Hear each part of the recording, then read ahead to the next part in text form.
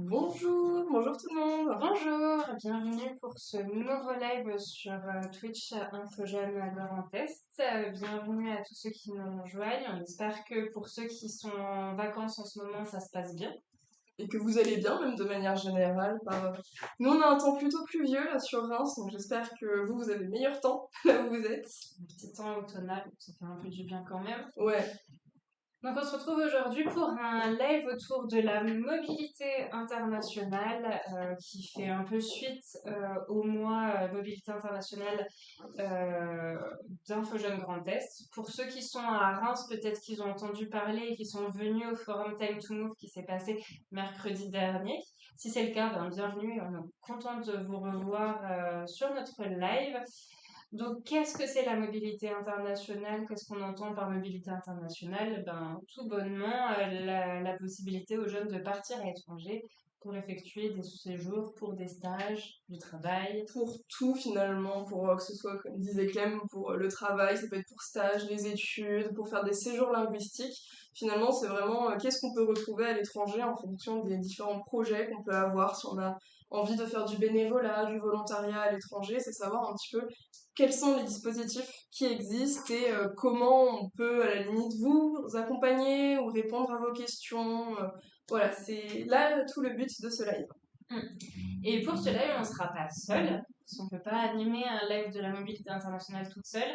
On aura un expert de la mobilité qui travaille chez nous en Infogène Grand Est, notre collègue Raphaël, ainsi que 3 jeunes qui vont parler un peu de leur expérience passée ou actuelle. Donc voilà, donc ça va être un peu, on vous présente un peu là le sommaire de cette émission, de ce live aujourd'hui. Donc voilà, un temps, un peu de présentation de la part de notre collègue et après des témoignages, interviews de jeunes pendant une grande partie de ce live aussi. Je ne sais pas si certains qui sont déjà sur le live ont déjà des questions sur la mobilité internationale. N'hésitez pas tout au long du live à nous écrire dans le chat. On sera contente de pouvoir répondre à vos questions et nos intervenants d'aujourd'hui seront très contents de répondre à vos questions. Est-ce que c'est pas le moment de commencer? C'est parti, nous allons commencer. Alors, vous allons... les voyez à l'écran, vous allez les entendre dans très peu de temps, le temps que je me remette le son. Mais voilà, les intervenants que l'on va avoir aujourd'hui. Donc on va commencer par notre collègue Raphaël, qui, comme écrit sur l'écran, chargé de projet d'information sur la mobilité internationale. Salut Raphaël. Bonjour Clémentine, bonjour Clara, bonjour à tout le monde. Est-ce que avant de présenter nos autres intervenants, tu pourrais te présenter et dire un peu ce que tu fais en Infogène Grand Est? Pas de souci. Alors moi je suis un peu le monsieur mobilité internationale au CRIJ à Infogène Grand Est depuis pas mal de temps. Et grosso modo, j'essaye soit de répondre aux questions qu'on me pose pour toutes les personnes qui ont envie de partir à l'étranger, pour toutes les possibilités, sauf les vacances, je le précise quand même. Et puis surtout, j'essaie de parler de mobilité à ceux qui ne connaissent pas, ceux qui n'en ont pas forcément l'idée. Et on organise plein de choses tous les ans, toute l'année. Vous avez parlé un peu de Time to Move, d'ambassadeurs européens. Donc, on a plein d'activités, d'ateliers différents pour inciter à vivre une petite expérience, quelle qu'elle soit. Hein, dans un autre pays, en Europe ou ailleurs. Il y a plein d'opportunités. Et c'est mon métier d'expliquer vraiment précisément comment faire, comment trouver son projet idéal qui vous parle, qui vous donne envie d'aller voir un petit peu. Je dis toujours, c'est aller apprendre ailleurs, autre chose, autrement. C'est les 4 A de la mobilité. Voilà. Oui, c'est un peu monsieur l'expert Infogène Grand Est de la mobilité internationale qui pourra répondre à peut-être pas toutes les questions, mais une grande majorité des questions ce soir si vous en avez. Si à toutes les questions, je peux répondre. C'est ça. Et vous l'avez peut-être déjà vu si vous êtes du Grand Est, étant donné que Raphaël se déplace énormément dans les collèges, les lycées et autres infrastructures du Grand Est, bien évidemment. Autre intervenant aujourd'hui, on va avoir Julia. Salut Julia. Salut. Donc Julia qui est volontaire en camp européen de solidarité chez nous à Infogène Grand Est. Est-ce que tu peux te présenter un peu, s'il te plaît, Julia? Salut, je m'appelle Julia, je suis espagnole et je viens du nord de l'Espagne et je suis ici à Reims en train de travailler au CRIS et en train de faire un volontariat européen. C'est ça. Super. Super. Est-ce que tu te plais, Autriche? Oui, je suis très contente. Super. On va présenter aussi Giovanni, donc, qui est un ancien étudiant en Erasmus et qui est aussi volontaire européen de solidarité chez nous. Salut Giovanni. Salut. Est-ce que tu peux te présenter, s'il te plaît? Oui, bien sûr. Bonjour, je m'appelle Giovanni et je suis italien et je suis ici à Reims comme un volontaire européen. Et pareil, même question que Julia, est-ce que tu te plais dans ton corps européen de solidarité? Oui, il me plaît beaucoup. Super. Et j'en profite juste pour dire s'il y a Mister Nekana sur le chat qui nous dit que le son est en double chez nous. Je te propose que tu te mutes sur Skype et je mette mon son. Ok, ça marche. Parce que normalement ça devrait être mieux. Déjà, on ne nous entendra pas en double. Là, juste que je m'assure que vous m'entendez toujours. Raphaël, Giovanni. Est-ce que tout le monde nous entend?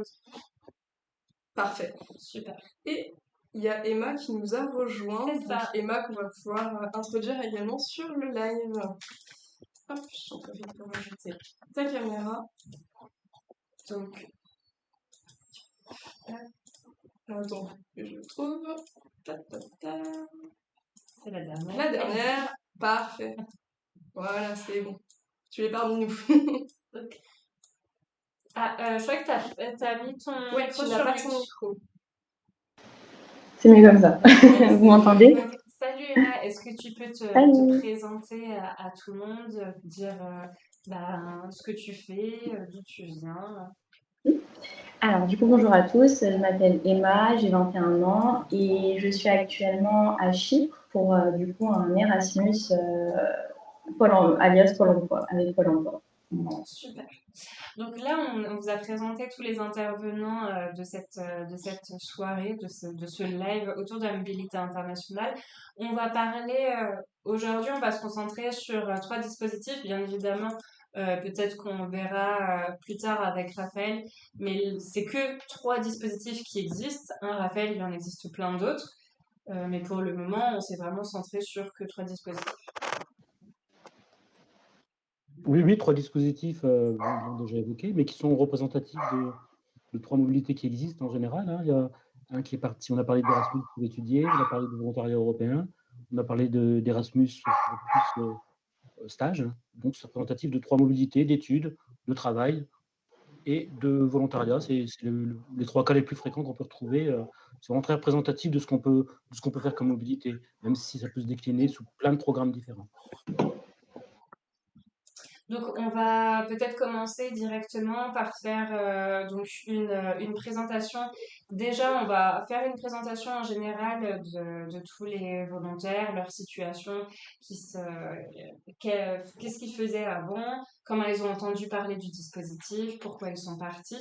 Et après, on parlera un peu plus en général du dispositif en lui-même. Et on posera aussi des questions à Raphaël pour ceux qui sont intéressés de comment on fait pour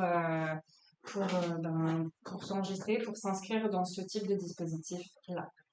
Donc, on va commencer par Julia. Donc, avant de faire ton CES, Julia, tu faisais quoi? Ok, donc cette année, j'ai fini mon licence et j'ai fait un degré en relations internationales à l'Espagne. Du coup, j'étudie à Salamanca pendant des années. Et la 3e année, j'ai fait un Erasmus à Lille. Et j'ai fini à juin. Et après, j'ai commencé ici à septembre. D'accord, donc t'as pas perdu de temps. Tout s'est enchaîné très vite avec toi, et ce qui est plutôt intéressant à voir. Et toi, Giovanni, toi, t'es ancien étudiant Erasmus, t'es actuellement aussi encore européen de solidarité. Mais du coup, avant de faire, t'as fait ton Erasmus dans quel cadre, dans quel type d'études? Et donc, j'ai fait 2 Erasmus. Après le lycée, j'ai fait un Erasmus stage et c'était 6 mois à Malte en 2019-2020. Et après, j'ai étudié pendant trois années à Trieste. J'ai pris en licence en langue et droit. Et le troisième année, donc l'année dernière, je suis allé à Budapest pour les premiers semestres. Et j'ai étudié là-bas pour 5-6 mois. Et oui, j'ai étudié les droits et aussi la langue anglaise et la langue française. D'accord. Peut-être, Raphaël, pour peut-être expliquer un peu plus, Erasmus stage, il y a une différence ou pas du tout avec l'Erasmus qu'on peut connaître Oui, ben Erasmus Stage, en fait, il y a... D'ailleurs, on dit plus Erasmus, on dit Erasmus+, toujours maintenant. Quand on parle d'Erasmus, c'est vrai, on pense toujours aux étudiants qui partent étudier, comme l'a fait Julia à Lille et Giovanni à Budapest. Mais maintenant, avec Erasmus+, on peut faire beaucoup plus de mobilité. On peut toujours, bien sûr, étudier, c'est 70% des mobilités à l'étranger. On peut faire un stage pendant ses études, et puis on peut faire un stage même lorsqu'on n'est plus étudiant. Par exemple, c'est ce que fait Emma, elle va en parler tout à l'heure, après son diplôme. Et c'est aussi ce qu'a fait Giovanni. Alors, lui, juste après le baccalauréat, c'est plus rare, mais c'est aussi possible, faire un stage en dehors de l'école, en dehors du cadre scolaire, universitaire, soi-même, avec un organisme spécialisé, un stage Erasmus+. Donc, on peut faire plein de choses différentes avec Erasmus+. Hein. C'est stage-études, stage hors études, et période d'études, c'est très varié. D'accord, oui, tu allais répondre à ma question qui disait, mais si en fait on n'est pas inscrit dans un établissement, il faut qu'on soit, par exemple, inscrit via une structure pour pouvoir partir en Erasmus.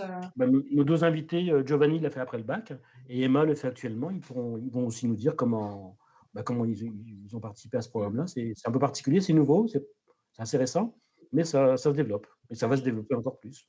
Super, merci. Et toi, du coup, Emma, donc tu es actuellement en train de faire un Erasmus+ demandeur d'emploi. Quelle était ta situation avant de partir? Alors, du coup, moi, avant de partir, j'étais en études. J'ai fait du coup une licence en psychologie. Et ensuite, après, j'ai fait une licence professionnelle pour être chef de projet touristique, donc dans le tourisme. Et en fait, c'est une fois du coup que j'ai été diplômée, donc ayant mon bac +3, que j'ai décidé de faire une mobilité à l'international. Donc, c'est vrai que ça n'a strictement rien à voir avec les études. C'est complètement à part. C'est vraiment pour aller travailler à l'étranger, ce que j'ai fait. D'accord. Donc, on voit que globalement, vous avez fait plus dans le cadre de vos études, ce type de dispositif-là. Et la question qu'on a, nous, avec Clara, c'est pourquoi vous avez choisi de partir à l'étranger? Donc, vous pouvez répondre quand vous voulez, si Roulia, Giovanni, Emma, qui veut commencer en premier, n'hésitez pas à prendre la parole. Je peux commencer. Moi, je l'ai choisi parce que l'année dernière, j'ai fait l'Erasmus et je l'aimais bien. Donc, j'ai fini mon licence et je ne savais pas pour et qu'est-ce que j'aimerais faire l'année prochaine. Et j'ai commencé à chercher des projets et j'ai vu un projet à la France. Et j'ai dit pourquoi pas partir à l'étranger pour faire une chose un peu différente et apprendre autre chose. D'accord. Et le Corps européen de solidarité, ça correspondait à ce pourquoi tu voulais partir à l'étranger? Mhm. Oui, c'est pour ça que tu as choisi le Corps européen de Oui, solidarité, oui, c'est oui, parce c'est que... ça. C'est ça. Ok. Et toi, Giovanni, alors pourquoi cette envie de partir, bah, du coup, après le lycée et encore après, pendant tes études, de partir à l'étranger? Du coup, pendant mon dernière année d'études au lycée, j'avais l'envie de prendre une coupure, une césure, et j'ai choisi de travailler à l'étranger parce que c'était c'était une opportunité géniale.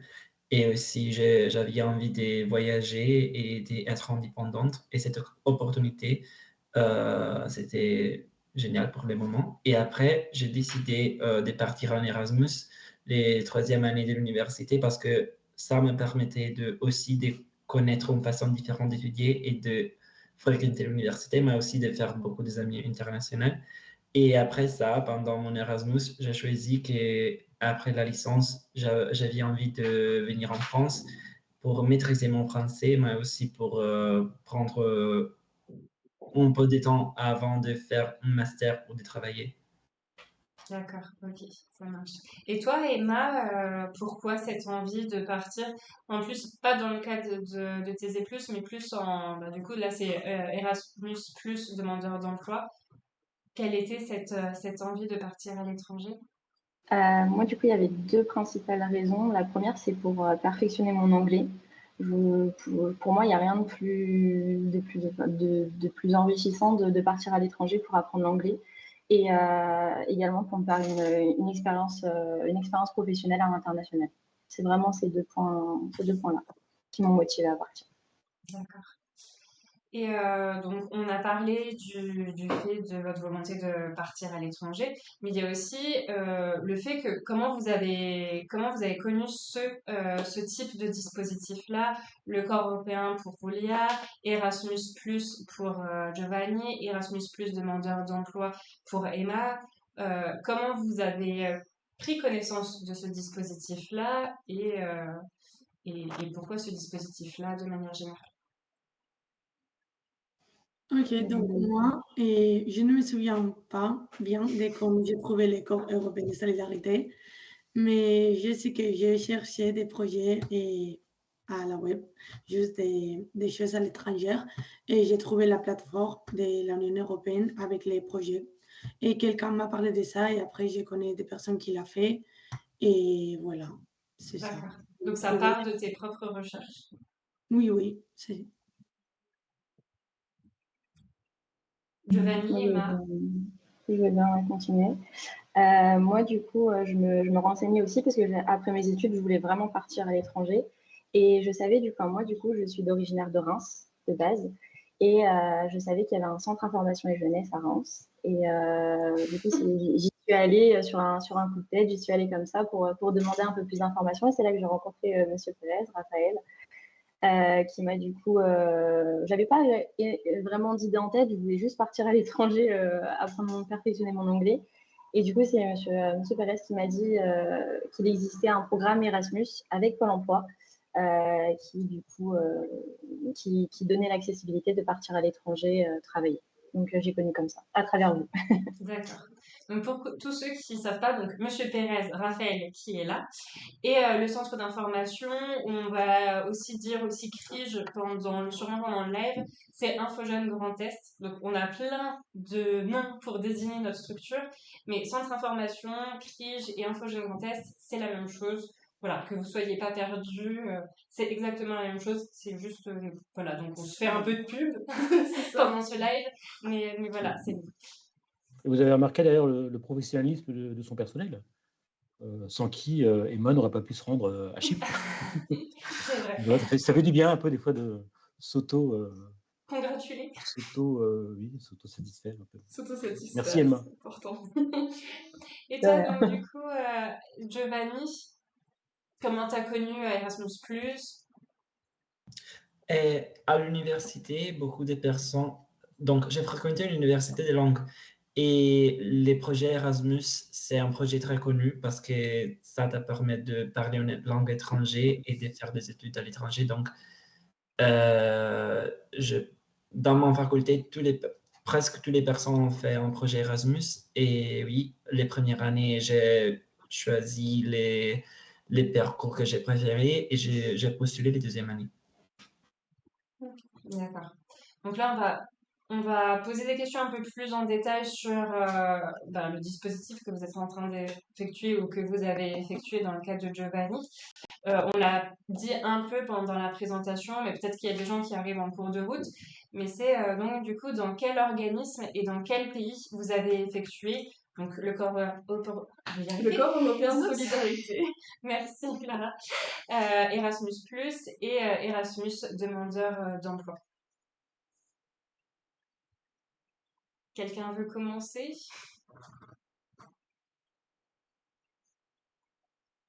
Je veux bien commencer. Alors, du coup, moi, comme je disais juste avant, j'ai fait des études de tourisme. Et du coup, je voulais quand même partir à l'étranger, mais travailler dans un domaine qui me correspondait et que je connaissais. Donc, j'ai décidé de travailler dans le monde du tourisme. Donc là, je suis actuellement dans une agence de voyage. Et je suis partie... là, du coup, je suis actuellement à Chypre. Voilà. D'accord. Et pour le moment, donc ça fait déjà à peu près ça va faire 2 mois, non?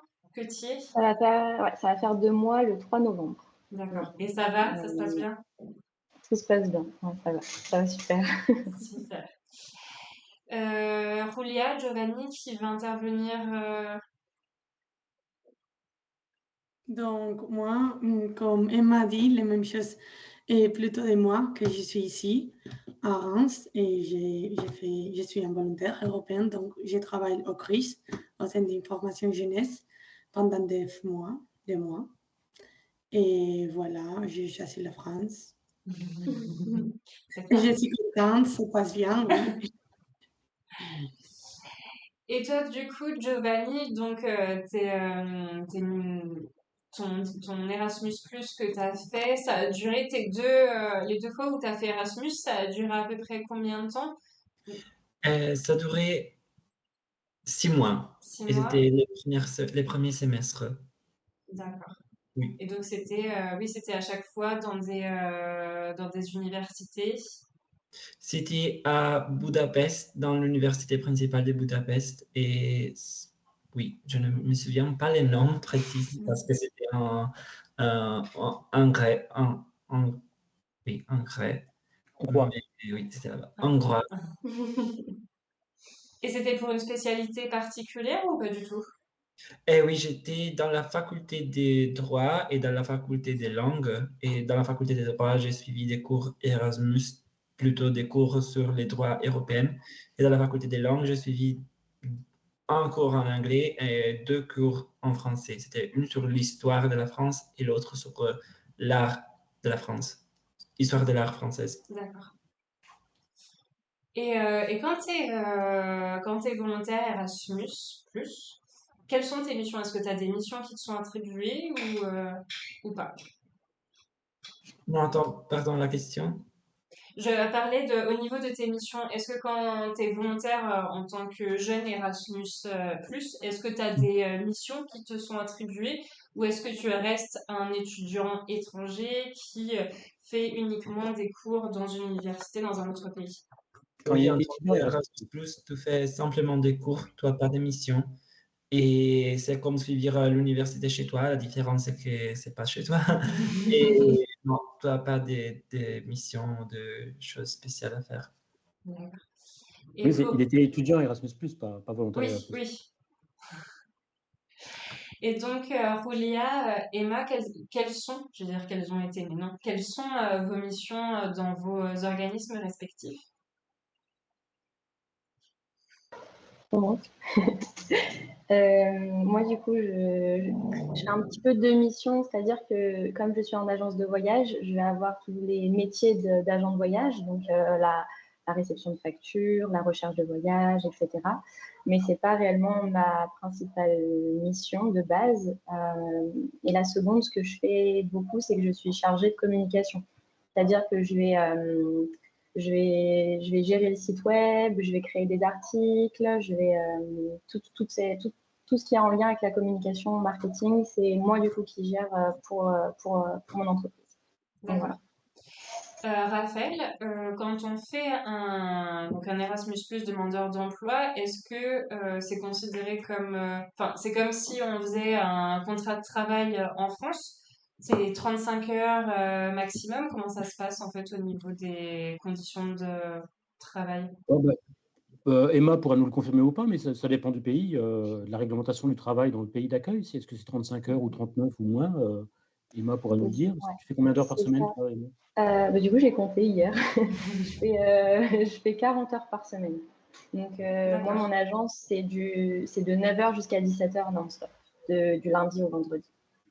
D'accord. Même si ce n'est pas vraiment un contrat de travail, c'est un stage de C'est un formation stage. professionnelle. Exactement, c'est ça. Je suis stagiaire. D'accord. Voilà. Exactement. Donc après, il Avec n'y un a pas. financement européen. C'est le D'accord. principe Donc il n'y a d'Erasmus. pas de réglementation au niveau d'un temps maximum de.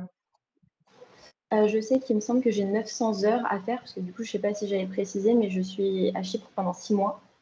Et du coup, je sais que j'ai 900 heures à faire en tout. C'est vrai qu'il y a une réglementation, il ne faut pas croire que les choses se font un peu au hasard. Il y a toujours un contrat qu'on signe, un activity agreement, que ce soit le volontariat, les études, ou un contrat d'études, un contrat de volontariat ou un contrat de stage. On signe toujours un contrat avec tant d'heures prévues, telle Exactement, indemnité, il y a un cadre juridique bien précis. C'est un programme européen, on ne part pas soi-même à l'aventure de faire un petit job plus ou moins déclaré. Il y a un cadre administratif, ça c'est important à savoir. c'est ça. Petit truc qui est intéressant aussi, c'est que la façon dont ils ont connu leur programme, c'est intéressant. Je vois que Julia, elle l'a connu sur le web. Giovanni, il l'a connu avec son université, dans son école. Et puis Emma, elle l'a connu en contactant un centre d'information. C'est 3 façons classiques de s'informer. Alors aussi des fois les parents qui aident aussi, mais c'est un peu 3 façons très représentatives de s'informer.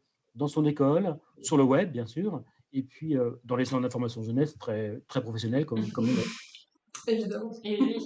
Et oui, c'est intéressant de passer, on va refaire un peu de pub pour nous parce qu'on n'en fait jamais assez, mais c'est intéressant de passer par un centre d'information jeunesse, par Info Jeune Grand Est, parce que Raphaël peut un peu vous montrer tout le panel des dispositifs qui existent et voir aussi en fonction de vos envies ce qui est possible de faire en fonction des pays que vous voulez faire, mais en fonction aussi de si vous voulez travailler, vous engager ou juste effectuer des stages. Parce qu'il y a plein de choses que l'on ne connaît pas forcément et qui peuvent être mis en avant par des professionnels de la mobilité internationale. C'est vrai que souvent, la remarque que j'ai, moi, c'est on trouve beaucoup de choses sur le web. Il y a plein de choses très variées. Alors, des fois, on trouve très facilement et c'est très bien, comme Julia. Mais souvent, on me pose même la question. J'ai vu 4-5 formes de volontariat différents entre le volontariat européen, le service civique international, le VSI, le chantier international, les organismes privés. On s'y perd un peu des fois. Donc, c'est bien aussi d'avoir des structures comme ça qui peuvent un petit peu vous nuancer et vous orienter peut-être sur la formule la plus pertinente d'après ce qu'on veut faire, qui correspond le mieux. Et voilà, et comme je suis un puits de connaissances sur la mobilité, vous connaissez l'adresse. Aujourd'hui, on va faire beaucoup de pubs pour nous sur le live, donc Une fois par an. c'est normal. C'est normal. Et toi, donc, du coup, Roulia, en corps européen chez nous, de solidarité chez nous, quelles sont tes missions?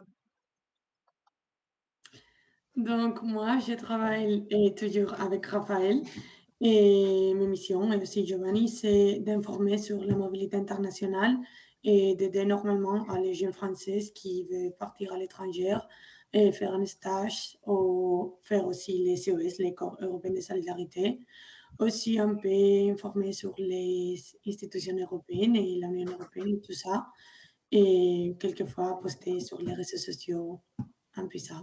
Aller dans les forums. Voilà. Donc, si vous allez chez Info Jeune Grand Est et que vous voyez Raphaël, vous allez peut-être voir Julia, mais aussi Giovanni, parce qu'il est actuellement aussi en CES chez nous. Donc là, c'est bien, on a un peu brassé les missions que vous effectuez. On a aussi parlé un peu de la durée de votre volontariat, de votre dispositif.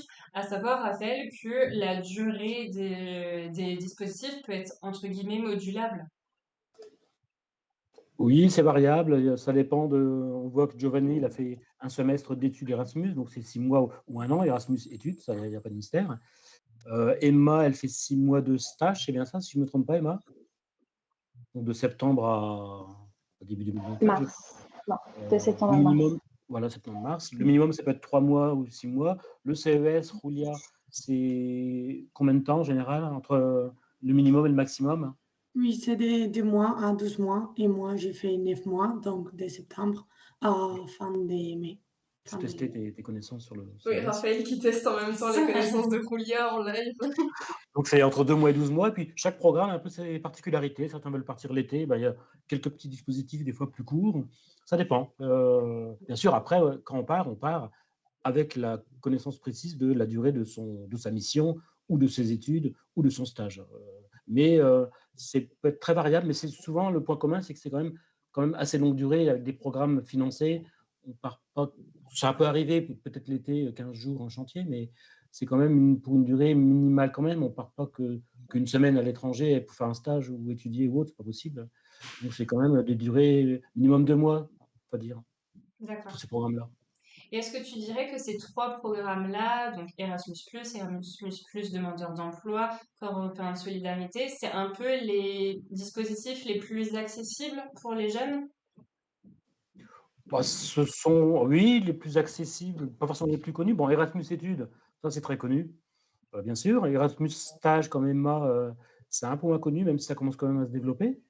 Et puis, ça ne concerne pas tous les jeunes. Il faut être demandeur d'emploi, il faut avoir fini son diplôme, quel qu'il soit d'ailleurs. Hein. Emma a une licence pro, mais on peut avoir un CAP coiffure, un bac pro commerce, un BTS, peu importe. Hein.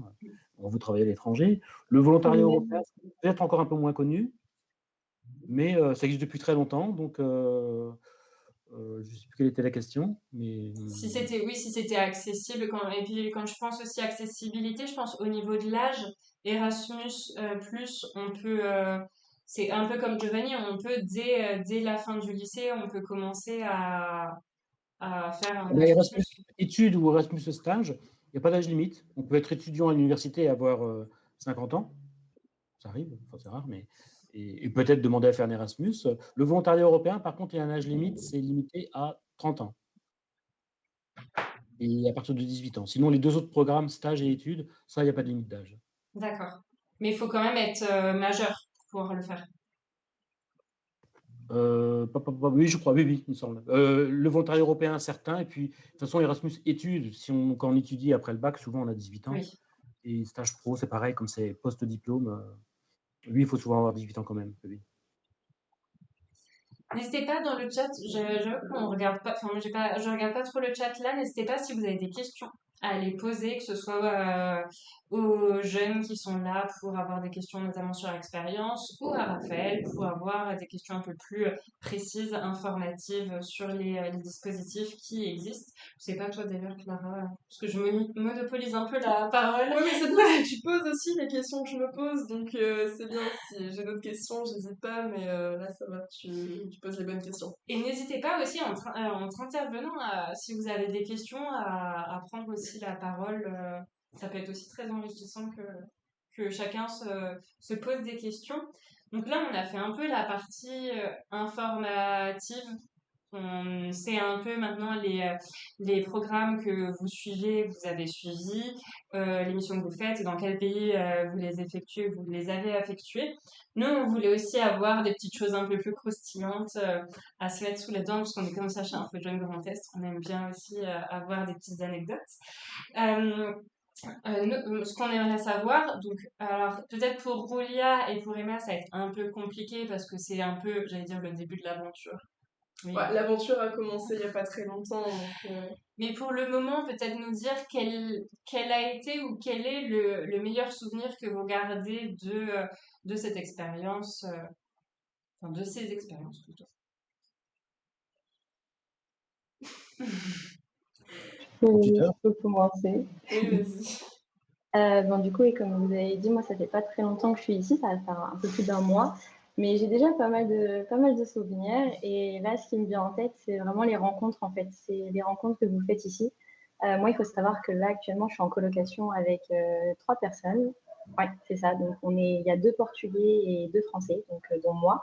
Et puis, il y a en fait, je suis dans une grande résidence avec plein d'étudiants internationaux, donc il va y avoir des Italiens, etc. Et donc, en fait, franchement, pour moi, c'est vraiment les rencontres qu'on fait quand on est ici. Vous rencontrez des gens formidables, et puis qu'importe l'âge, on peut rencontrer des personnes beaucoup plus jeunes ou beaucoup plus âgées. Et moi, pour moi, ça reste vraiment les rencontres que je fais pour l'instant qui restent mes meilleurs souvenirs. Voilà.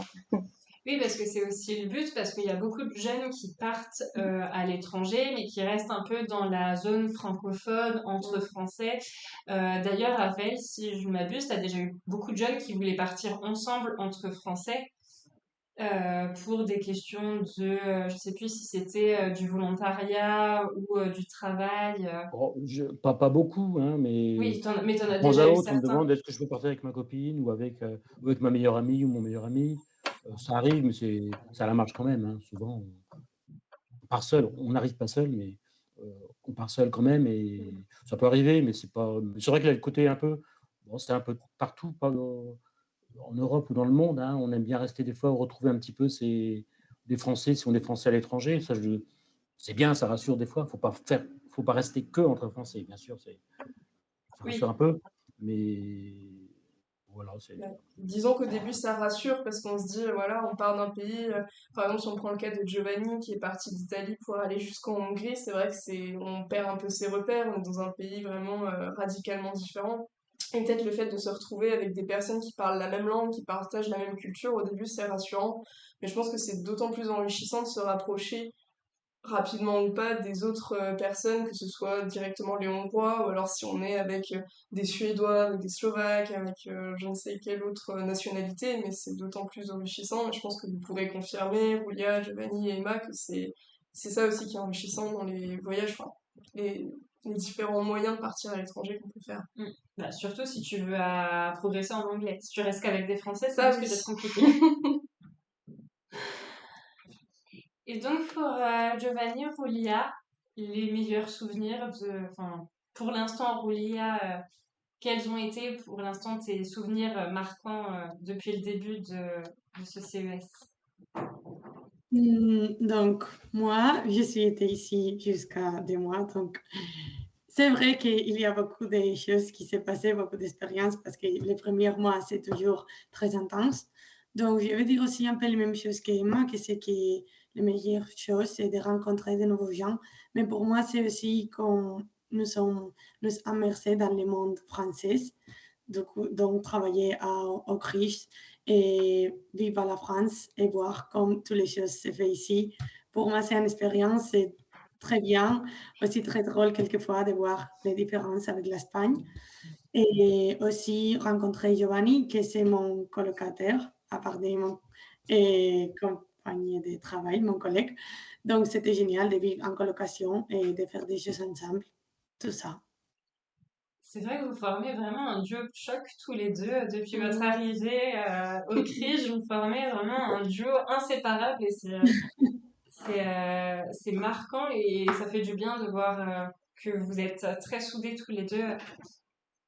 Et toi, Giovanni, du coup, pour l'Erasmus, est-ce que tu as des souvenirs qui te restent en tête Oui, bien sûr. Je pense que les souvenirs, les choses les plus belles de mon Erasmus sont les voyages.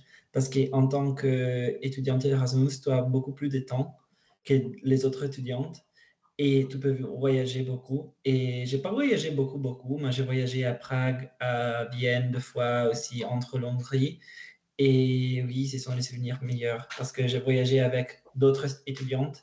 Et donc, on a fait, oui, on a voyagé, on a vu beaucoup de choses, on a fêté et c'était génial.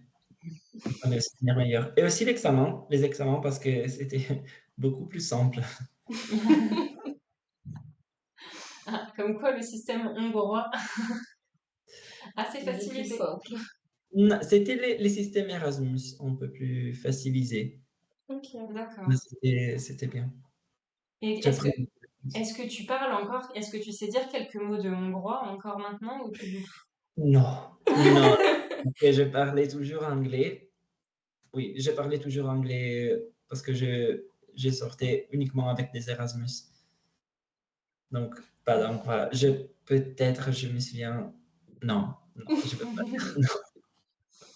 Après, c'est peut-être plus facile de sortir avec des gens qui sont dans le système Erasmus que des Oui, natifs hongrois ou même dans d'autres pays. Je pense que c'est peut-être aussi plus facile au c'est niveau de... plus simple parce que les étudiants Erasmus ont beaucoup plus de temps que les étudiants normaux. Et aussi, les étudiants Erasmus sont dans une ville qui c'est pas leur ville. Donc, ils ont une grande envie de connaître de nouvelles personnes, faire beaucoup de choses. Tandis que les étudiants nationaux, je peux dire, ont beaucoup plus de courses et ont beaucoup plus de choses à étudier. Et peut-être ils travaillent aussi. Donc, il y avait des étudiants nationaux très gentils, mais je les voyais beaucoup moins que les autres parce qu'ils avaient beaucoup plus de choses à faire. D'accord, donc, oui, donc plein de bons moments. Euh, c'est vrai que partir à l'étranger, ça donne envie à beaucoup de gens, mais il y a beaucoup de personnes qui sont un peu freinées dans leur envie parce que c'est stressant, on quitte notre famille, on quitte nos potes, on quitte notre pays où on parle la langue. Est-ce que vous avez eu des freins avant de partir? Est-ce que vous avez été freiné par quelque chose avant de partir? Moi, quand je suis partie la première fois en Erasmus, c'est vrai que j'avais des craintes, mais cette fois, c'est un peu différent parce que je pense que quand tu es parti à l'étranger, après ça, tu vas toujours aimerais le faire autrefois.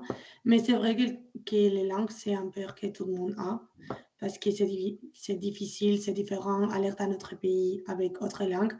Oui, dans les premiers moments, c'est un peu difficile, mais je pense que tout le monde le peut faire. Quand tu es dans les pays, tu apprends les langues plus facile et plus rapide que quand tu l'étudies dans la théorie, chez toi ou à l'école. Donc ça, et aussi quelquefois, tu penses que tu n'avais pas faire des amis ou dans une nouvelle vie, c'est plus difficile parce que tu es dans ton comfort zone chez toi. Mais à la fin, tu rencontres des personnes qui sont comme toi toujours. Et je pense que c'est une expérience incroyable et que c'est pas difficile de t'adapter à une nouvelle ville. Donc toi, t'as pas eu d'autre peur que cette petite peur-là du coup de pas pouvoir t'acclimater. Est-ce que le fait de pas voir tes proches, ça a été un frein pour toi ou pas du tout? Hmm, pas vraiment. Je suis très proche à ma famille et à mes amis, mais je pense que c'est pour une période de temps et j'ai des vacances, j'ai des réseaux sociaux et beaucoup de choses pour me communiquer. Donc, c'est pas vraiment une crainte. C'est plus penser que je les peux retrouver et à Noël, par exemple, ou que aussi mes amis peuvent venir à me visiter et penser à les choses d'une autre manière un peu différente. C'est vrai que maintenant, avec les réseaux sociaux, c'est plus facile de rester en contact avec sa famille. On peut utiliser Skype, Instagram, WhatsApp. Donc, c'est vrai que c'est plus facilitant pour partir à l'étranger. Giovanni, Emma, est-ce qu'il y a quelqu'un qui veut répondre en premier à la question sur les freins? Je veux bien répondre. C'est vrai qu'au niveau des freins, comme vous avez mentionné, bah, la famille, etc., c'est vrai que c'est quelque chose de toujours difficile. Après, moi, personnellement, ça a plus été la langue, parce qu'il faut savoir qu'à Chypre, on ne parle pas anglais, mais on parle grec. Et je ne parle pas un mot grec. Donc, c'est vrai que c'est ça qui m'a le plus... Enfin, quand j'ai su, du coup, que je partais à Chypre, c'est la chose qui a le plus, pour moi, été... qui m'a appréhendé le plus. Parce que c'est vrai que quand on arrive dans un pays et qu'on ne sait même pas dire bonjour, c'est assez compliqué. Mais après, j'ai été vite rassurée parce que c'est vrai que l'anglais, tout le monde le parle. Et donc, en vrai, si on a un petit peu des bases en anglais, on peut toujours s'en sortir. Et comme vous l'avez dit, avec la motivation, l'envie, en fait, on s'en sort toujours, il n'y a pas de souci. Tout le monde parle anglais à Chypre, et pourquoi? Ouais, parce que la Chypre a été colonisée. Je vais faire un petit cours d'histoire. A été colonisée, donc c'est vrai que tous les Chypriotes parlent extrêmement bien anglais, donc il y a vraiment zéro souci. Enfin, on peut parler anglais, il y a pas de souci, donc tant mieux. C'est intéressant d'entendre Emma, justement, parce que souvent, on veut souvent partir à l'étranger pour améliorer son anglais, hein, c'est ce qu'on entend tout le temps. Et alors, on se dit, je vais aller au Royaume-Uni avec le Brexit, c'est un peu difficile maintenant, ou alors on choisit l'Irlande ou Malte. Alors, parfois, États-Unis, il est plus exotique, on va dire l'Australie, mais il faut se dire que ne faut pas se compliquer la vie. Hein. Certains pays sont saturés de demandes, comme l'Irlande, par exemple. Hein. Il y a plein de pays en Europe, dans l'Union européenne, où vous parlez anglais, hein, dans l'entreprise, avec les jeunes de ces pays-là. Si vous allez à Helsinki, en Finlande, à Tallinn, en Estonie, à Prague, même à Chypre, on voit, hein, on n'est pas très nombreux à parler estonien, grec, finnois ou autre.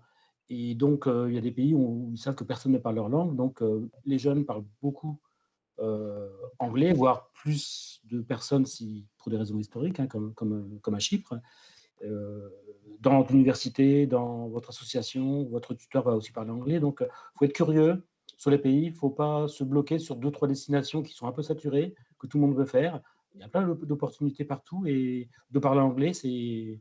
Faut pas... On se freine un petit peu trop, on se bloque soi-même par rapport à cette pratique de la langue anglaise et par rapport à ces destinations. Faut vous soyez curieux et il y a plein de super universités, super associations et super entreprises partout en Europe.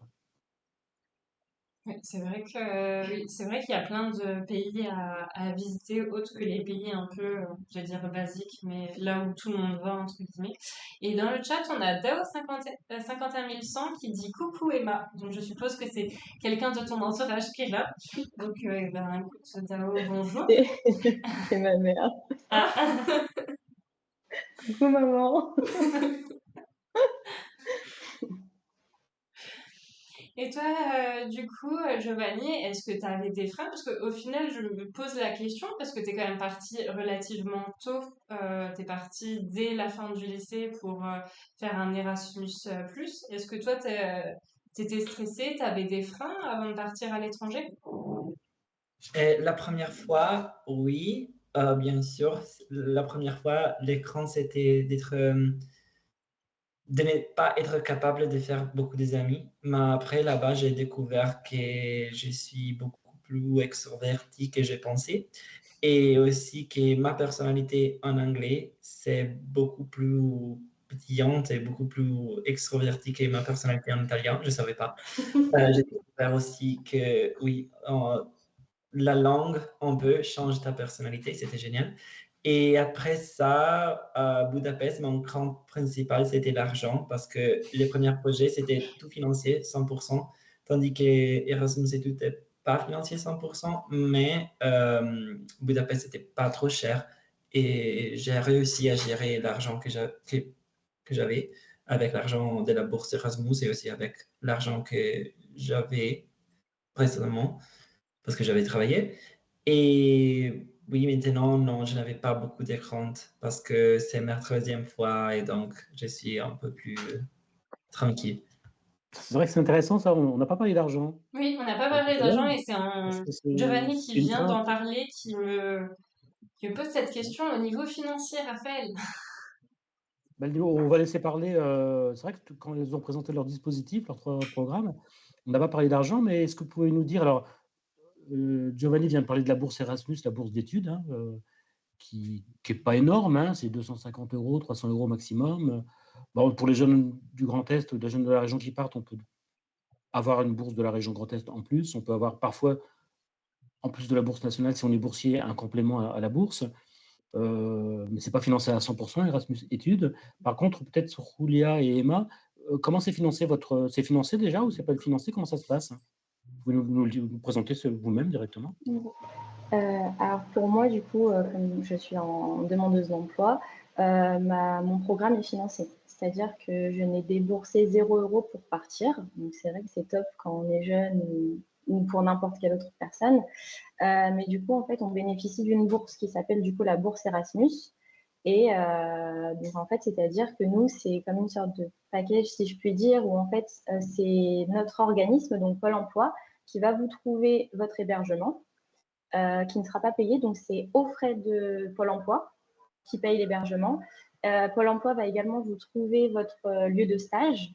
Donc, en fait, c'est selon vos critères. Donc, il faut avoir vraiment un projet professionnel bien défini. Et en fait, selon vos critères, c'est Pôle emploi qui vont vous guider et vous amener sur un projet pro qui pourrait vous correspondre.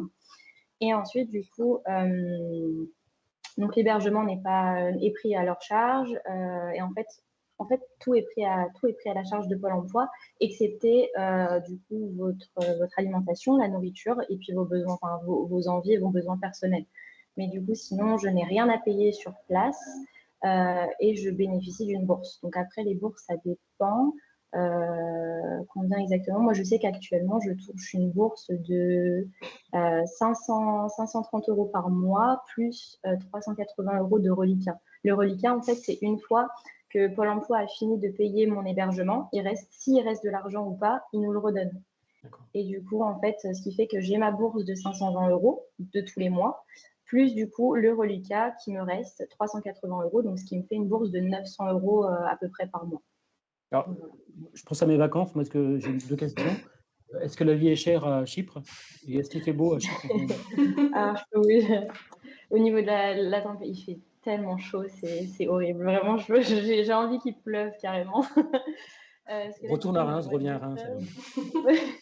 Il pleut à Non, Reims, vraiment. tu seras heureuse. Ouais, c'est ce que j'entends, c'est ce que j'entends. Non, non, ici vraiment puis il fait incroyablement beau. Là, on a fini la période enfin pas de sécheresse, mais vous savez, c'est très humide. On a fini cette période-là, mais on est toujours aux alentours de 30 degrés ici, hein, au mois d'octobre. On peut encore se baigner, hein. La semaine dernière, je suis partie me baigner à la mer. Voici l'Erasmus. Ouais. Et au niveau de la vie, si c'est cher ou pas, ça dépend. Moi, je trouve que c'est pas si cher que ça. Honnêtement, enfin, on peut manger. Je mange par exemple tous les midis pour 8 euros et j'ai un très bon repas avec une boisson, un dessert. Enfin, je me plains pas, quoi. C'est pas si cher que ça. Donc, aller en vacances à Chypre, c'est un bon plan. Ouais, franchement, c'est un bon plan, vraiment. Il y a des vols pas chers en plus, je regarde souvent. Si tu viens en tourisme, on va peut-être passer par toi pour faire Écoutez, il n'y a pas de souci. préparer quelque chose. Pas de souci. Et toi, Roulia, au niveau finance? Alors, je fais comme si je ne savais pas. Mais comment ça se passe? Donc, le CES, c'est financé à 50 et 100%. Donc, je n'ai pas payé, par exemple, les vols pour aller à la France. Les transports aller-retour, c'est financé. Aussi, on reçoit d'argent de poche tous les mois. La nourriture, c'est financé. Aussi, les logements. J'habite dans une colocation, dans un appartement avec autres personnes et c'est financé aussi. Donc, on reçoit, nous, maintenant, 470 € par mois.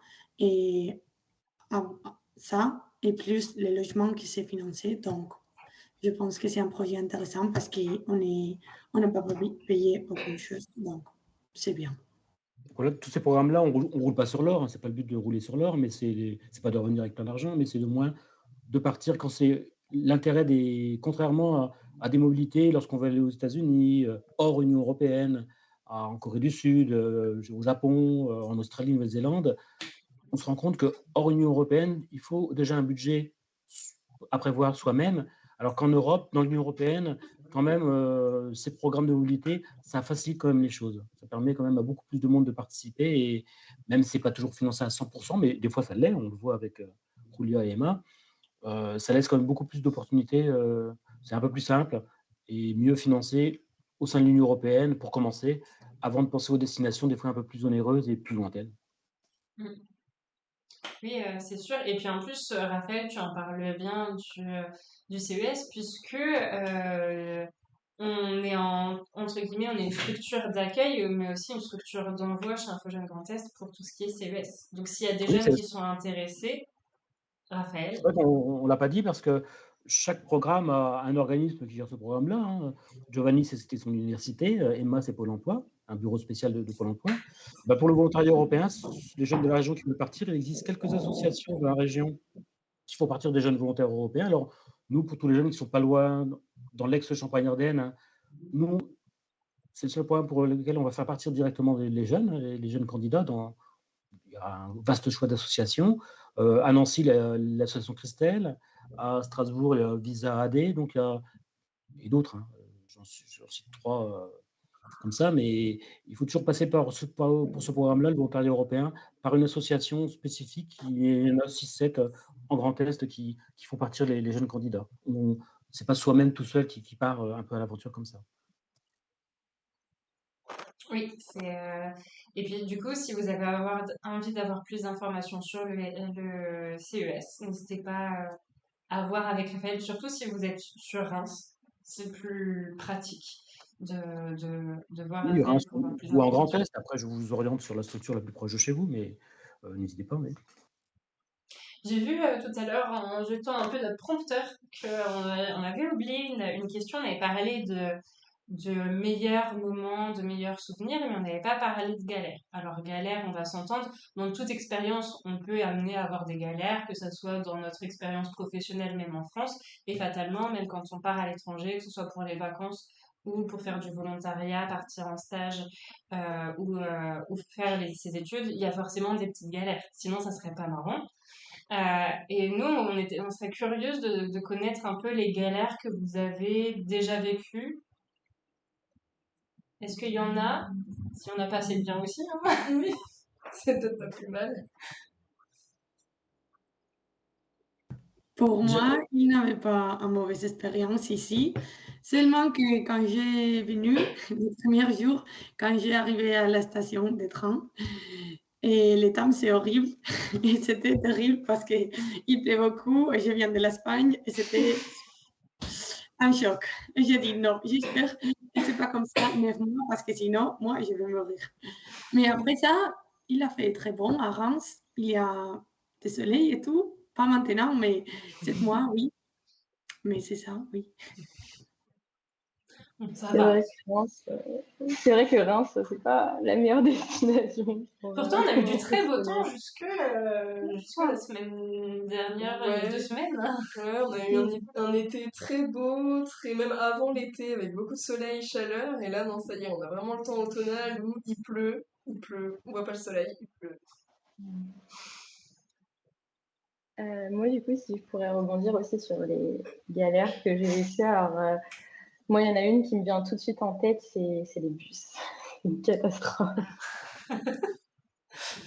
Vraiment, les bus ici, c'est en fait, je suis sur une île. Il n'y a pas de métro, il n'y a pas de train, il n'y a pas. En fait, ici, les seuls moyens de locomotion, c'est le bus, le vélo ou la voiture. Et quand on est étudiant comme moi et qu'on est dans un programme comme ça, bah, payer une voiture, c'est pas possible. Le vélo, pourquoi pas. Mais moi, du coup, je prends plus le bus parce que là où j'habite, c'est assez loin de mon travail. Donc, je prends le bus et c'est une catastrophe, hein, vraiment. Les bus sont jamais à l'heure, ils s'arrêtent pas. C'est assez compliqué ici, les bus. Donc, je me retrouve tout le temps à 8 heures du matin à courir après les bus pour essayer d'aller au travail. Donc, c'est un peu compliqué. Mais ouais, sinon, c'est ça qui est compliqué ici. Quand vous êtes sur une île, en fait, c'est vrai que les moyens de transport, c'est pas top top. C'est qu'un point. Enfin, après, voilà, il y a que du positif, mais c'est vrai que si je devais dire un point négatif, c'est vraiment les transports. C'est compliqué ici. Voilà. Et toi, Giovanni, une galère ou pas?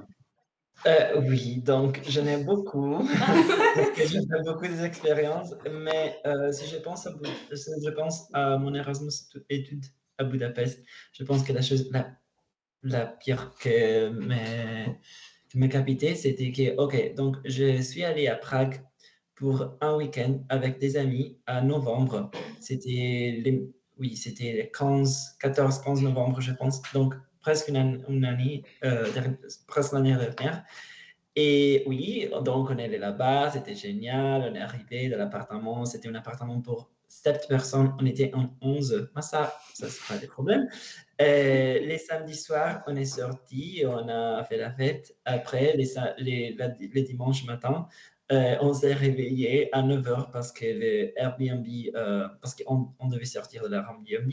Donc, on est sorti avec toute notre chose et j'ai pris beaucoup de choses parce que je ne suis pas très intelligent. Et j'avais, comment tu l'appelles, un sac énorme avec un autre sac et aussi un sac à dos. Et après, on est allé à faire un brunch. Et oui, on est allé faire cette brunch. J'étais pas très bien parce que on est arrivé chez nous à 6 heures du matin, on s'est réveillé à 9 heures. Donc, j'étais un peu endormi. Et on est allé à faire cette brunch. Et avant que la nourriture arrive sur la table, je devais aller aux toilettes. Je suis allé aux toilettes, j'ai fait mes choses. Je suis entré dans la toilette. J'avais des pantalons, j'avais des jeans avec comment on dit, j'ai mis mon téléphone dans mes jeans derrière. Et montrant que j'ai enlevé mes jeans, mon téléphone est tout fait dans la toilette. Oui, donc entrer dans l'eau, mais il faut savoir que c'était pas mon premier téléphone, pas dans la toilette, mais c'est pas mon premier téléphone dans l'eau, c'était le deuxième en 2 années plus ou moins qui est tombé dans l'eau. Donc mon téléphone est tombé dans l'eau et a- il a arrêté de marcher, mais le problème c'était que j'étais dans pas à Budapest, j'étais dans un pays étranger, sans un téléphone. Et après ça, j'avais pas l'argent pour acheter un autre téléphone, donc j'ai resté sans téléphone à Budapest pendant 2 semaines. Et pendant ces 2 semaines, j'habitais seul. Je n'étais pas en colocation, j'étais en logement seul. Donc, j'étais seul pendant 2 semaines sans téléphone. Et chaque fois que j'avais besoin d'appeler ma famille, je devais aller chez mes amis parce que mes parents n'ont pas les réseaux sociaux. Et mon père, oui, ils n'ont pas les réseaux sociaux. Donc, je devais aller chez mes amis sans Google Maps. Donc, un peu comme ça, j'arrivais chez mes amis. Il y avait beaucoup de fois que j'arrivais chez mes amis et ils ne savaient pas comment appeler dehors avec le. Donc, je devais simplement être là et attendre qu'ils entendent de moi que je suis en train Ouais, qui viennent t'ouvrir. oui, donc 2 semaines sans téléphone, c'était la pire galère du monde. C'était terrible. Je compatis. Moralité, il ne faut jamais mettre son téléphone dans la poche de son jean. Jamais, jamais, jamais. Eh bien, c'était la première fois que tu entendais ces histoires-là, Raphaël? Oui, oui, je vois que Giovanni ne m'avait pas tout dit. Des histoires de fête comme ça, rentrer à 6 heures J'ai du beaucoup matin. d'histoires comme ça. Bravo, bravo. C'est Bon, c'est bien. On sait que si on doit faire un concours d'anecdotes, il faut qu'on le fasse avec Giovanni. C'est ça. Peut-être, mais aussi, c'est pas si simple parce que j'attendais 2, 3 semaines sans téléphone et après, j'ai pas acheté le téléphone. Ma meilleure amie de l'Italie, sa sœur a changé les téléphones et donc elle m'a envoyé son téléphone par mail. Mais le problème, c'est que je lui ai envoyé l'adresse de chez moi et j'avais mis l'adresse et le nom de la propriétaire. Et elle pensait que le nom de la propriétaire, c'était la rue. Donc, elle a mis le nom de la propriétaire à Oh l'adresse. non. Mais après, j'ai reçu les téléphones, tout allait bien et maintenant, j'ai toujours les téléphones de la sœur de ma meilleure amie. Heureusement qu'elle était là finalement. C'est Oui. une galère jusqu'au bout. Ouais. Eh bien, c'est bien, on apprend plein de choses. Et sinon, un guide qui est tombé. Et sinon, donc, quand on découvre un nouveau pays, il y a forcément des choses qui nous choquent. Est-ce que vous, il y a des choses qui vous ont choqué la première fois que vous êtes venu en France ou à Chypre ou même en Hongrie pour Giovanni? Qu'est-ce qui vous a choqué? S'il y a des choses qui vous ont choqué la première fois où vous êtes arrivé? Moi, si je peux commencer, il y a quelque chose qui m'a vraiment choquée quand je suis arrivée à Chypre, c'est que en fait, ils n'ont pas de pause de midi. C'est-à-dire que quand ils travaillent, les Chypriotes, ils n'ont pas de pause de midi parce que pour eux, ils préfèrent ne pas avoir de pause, mais quitter plus tôt. Et en fait, du coup, j'ai une anecdote à vous raconter qui est plutôt drôle. C'est qu'en fait, quand je suis allée mon premier jour au travail, moi, je pensais du coup que j'allais avoir ma pause du midi pour manger, parce que en France, c'est sacré la pause du midi. Et je pensais que j'allais avoir ma pause donc, de midi à 13h. Et quand du coup on est arrivé à 13h, moi, je m'étais dit que j'allais manger à l'extérieur et puis j'allais revenir à l'agence. Et du coup, à midi, j'ai dit à mes collègues que je partais acheter à manger. Ils m'ont dit oui, il n'y a pas de souci. Et je suis partie prendre à manger. Mais par contre, moi, je suis restée manger dehors. Donc, je suis allée me balader, je suis allée manger à la plage, etc. Et je suis revenue 1 heure après. Parce que généralement, on a 1 heure de pause le midi. Et alors, quand je suis revenue, elles m'ont fait une crise. On ne dira pas une crise, mais elles m'ont fait Emma, t'es partie où? Et en fait, elles pensaient que j'avais fait un abandon de poste. Elles pensaient que j'avais arrêté le travail parce qu'en fait, ici, on doit manger au travail. Et en fait, les Chypriotes mangent pendant qu'ils sont au travail. Et nous, vous voyez, on a vraiment une pause, c'est vraiment réglementé, etc. Et en fait, eux, ils n'ont pas de pause, ils mangent pendant qu'ils sont au travail. Et en fait, ils pensaient que j'avais fait un abandon de poste, que j'étais partie, voilà, que j'avais arrêté le travail, que ça ne me plaisait pas. Alors que j'étais juste partie manger, quoi. Et c'est vrai que ici, j'ai trouvé ça bizarre les premières fois où, en fait, ils n'ont pas de temps de pause, en fait. Ils enchaînent toute la journée. Et c'est vrai qu'au début, c'était un peu compliqué pour moi de ne pas avoir de pause et de devoir manger en travaillant. C'est vrai que c'était assez compliqué. Et du coup, le lendemain, elle m'a accompagnée chercher à manger pour pas que je retourne aller me balader. Donc ouais, ça, c'est le truc qui est assez bizarre ici, c'est qu'ils n'ont pas de pause le midi comme nous, quoi. Donc bon. Voilà. travail, effectivement, c'est aller loin. Juste, je cherchais à manger, je m'en vais tout naïvement en me Après, disant, bah c'était, voilà, je ouais, c'est reviens ça. dans une Bon, c'est heure, et au dans, final, non, non, ils étaient vraiment inquiets en mode, elle a abandonné ouais, le c'est ça, poste. ils étaient vraiment inquiets. Bon, après, c'est dans la jovialité, il n'y a pas de souci. Enfin, on m'a pas réprimandé quoi que ce soit. Mais elles étaient super inquiètes. Elles s'étaient dit, bah, elle est passée où, Emma? Elle a arrêté de travailler, ça y est. On fait juste un petit manger. Donc, bon, comme quoi, les changements de culture et de tradition d'un pays à l'autre, c'est vraiment différent, quoi. Oui, Oui, c'est sûr que. c'est ce qu'on appelle de façon un peu scientifique, un peu pompeuse, les apprentissages interculturels, hein. Faut savoir que tout n'est pas pareil qu'en France. Et ça, c'est intéressant. Alors, on se rend compte qu'on arrive à s'adapter. Est-ce que tu gardes ta pause d'une heure chaque jour finalement ou pas? Non, je dois Ça veut dire qu'on peut m'adapter. s'adapter. C'est un exemple d'apprentissage quand on va à l'étranger.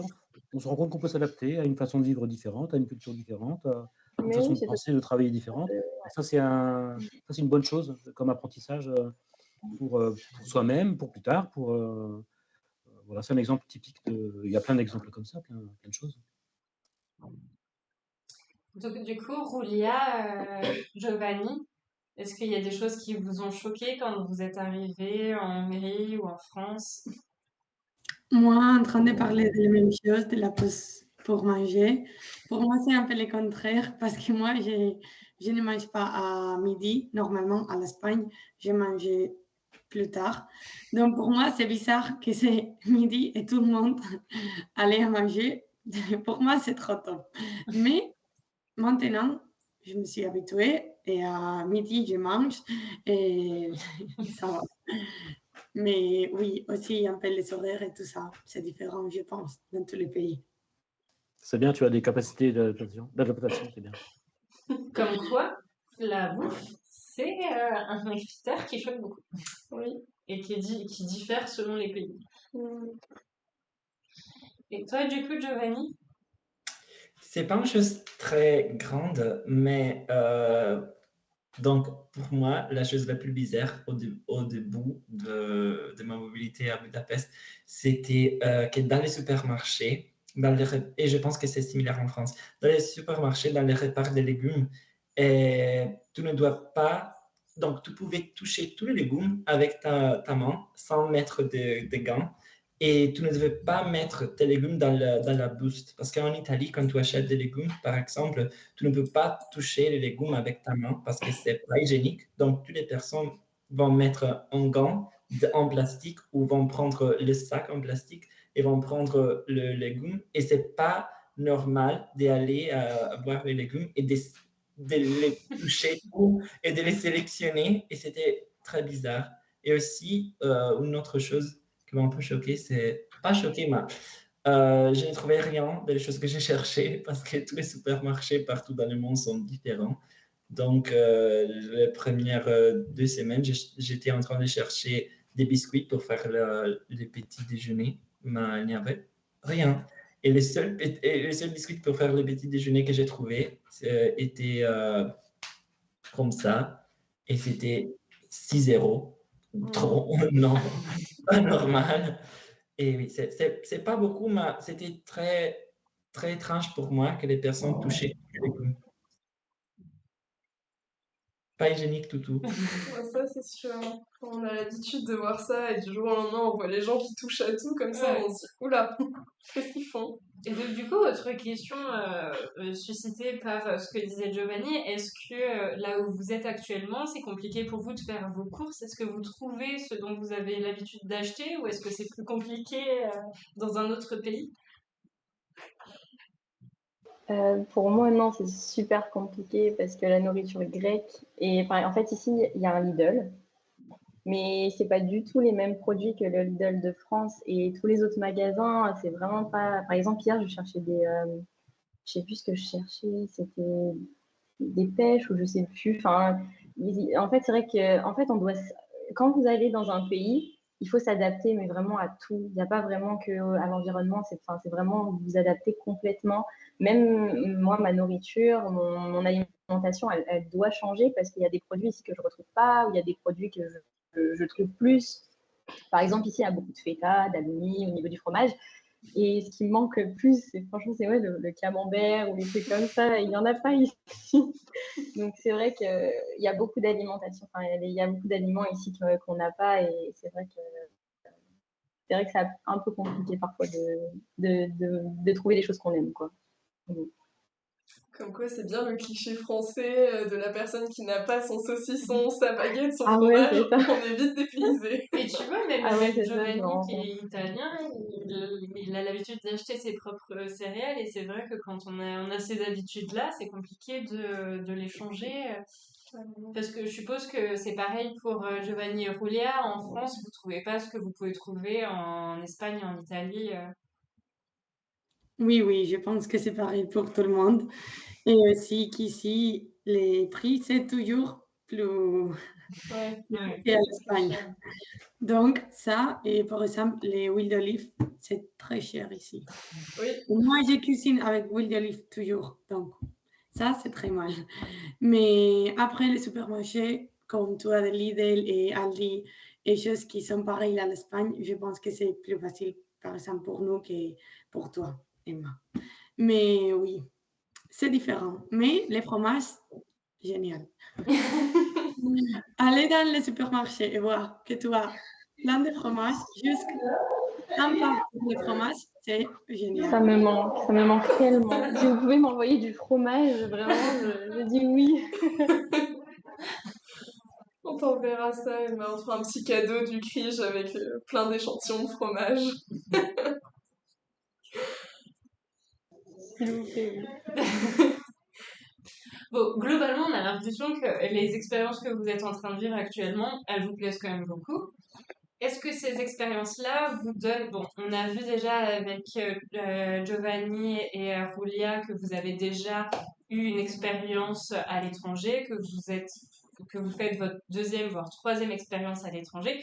Est-ce que vous avez envie, encore après le CES pour Giovanni et Julia et Erasmus+, demandeur d'emploi pour Emma, est-ce que vous avez envie, après cette expérience-là, de repartir à l'étranger pour faire encore autre chose? Bien sûr. Moi, toujours, je suis disponible et ouvert à faire autre chose à l'étranger. Du coup, on a parlé beaucoup, Giovanni et moi, et en train de faire les expositions et tout qu'on a parlé dans les écoles de la mobilité internationale. Et un projet qui c'est un peu différent, que c'est les Workaway, qui c'est un projet aussi pour partir à l'étranger, à faire une chose un peu différente. Et on a parlé beaucoup de que peut-être cet été, on peut faire une chose comme ça.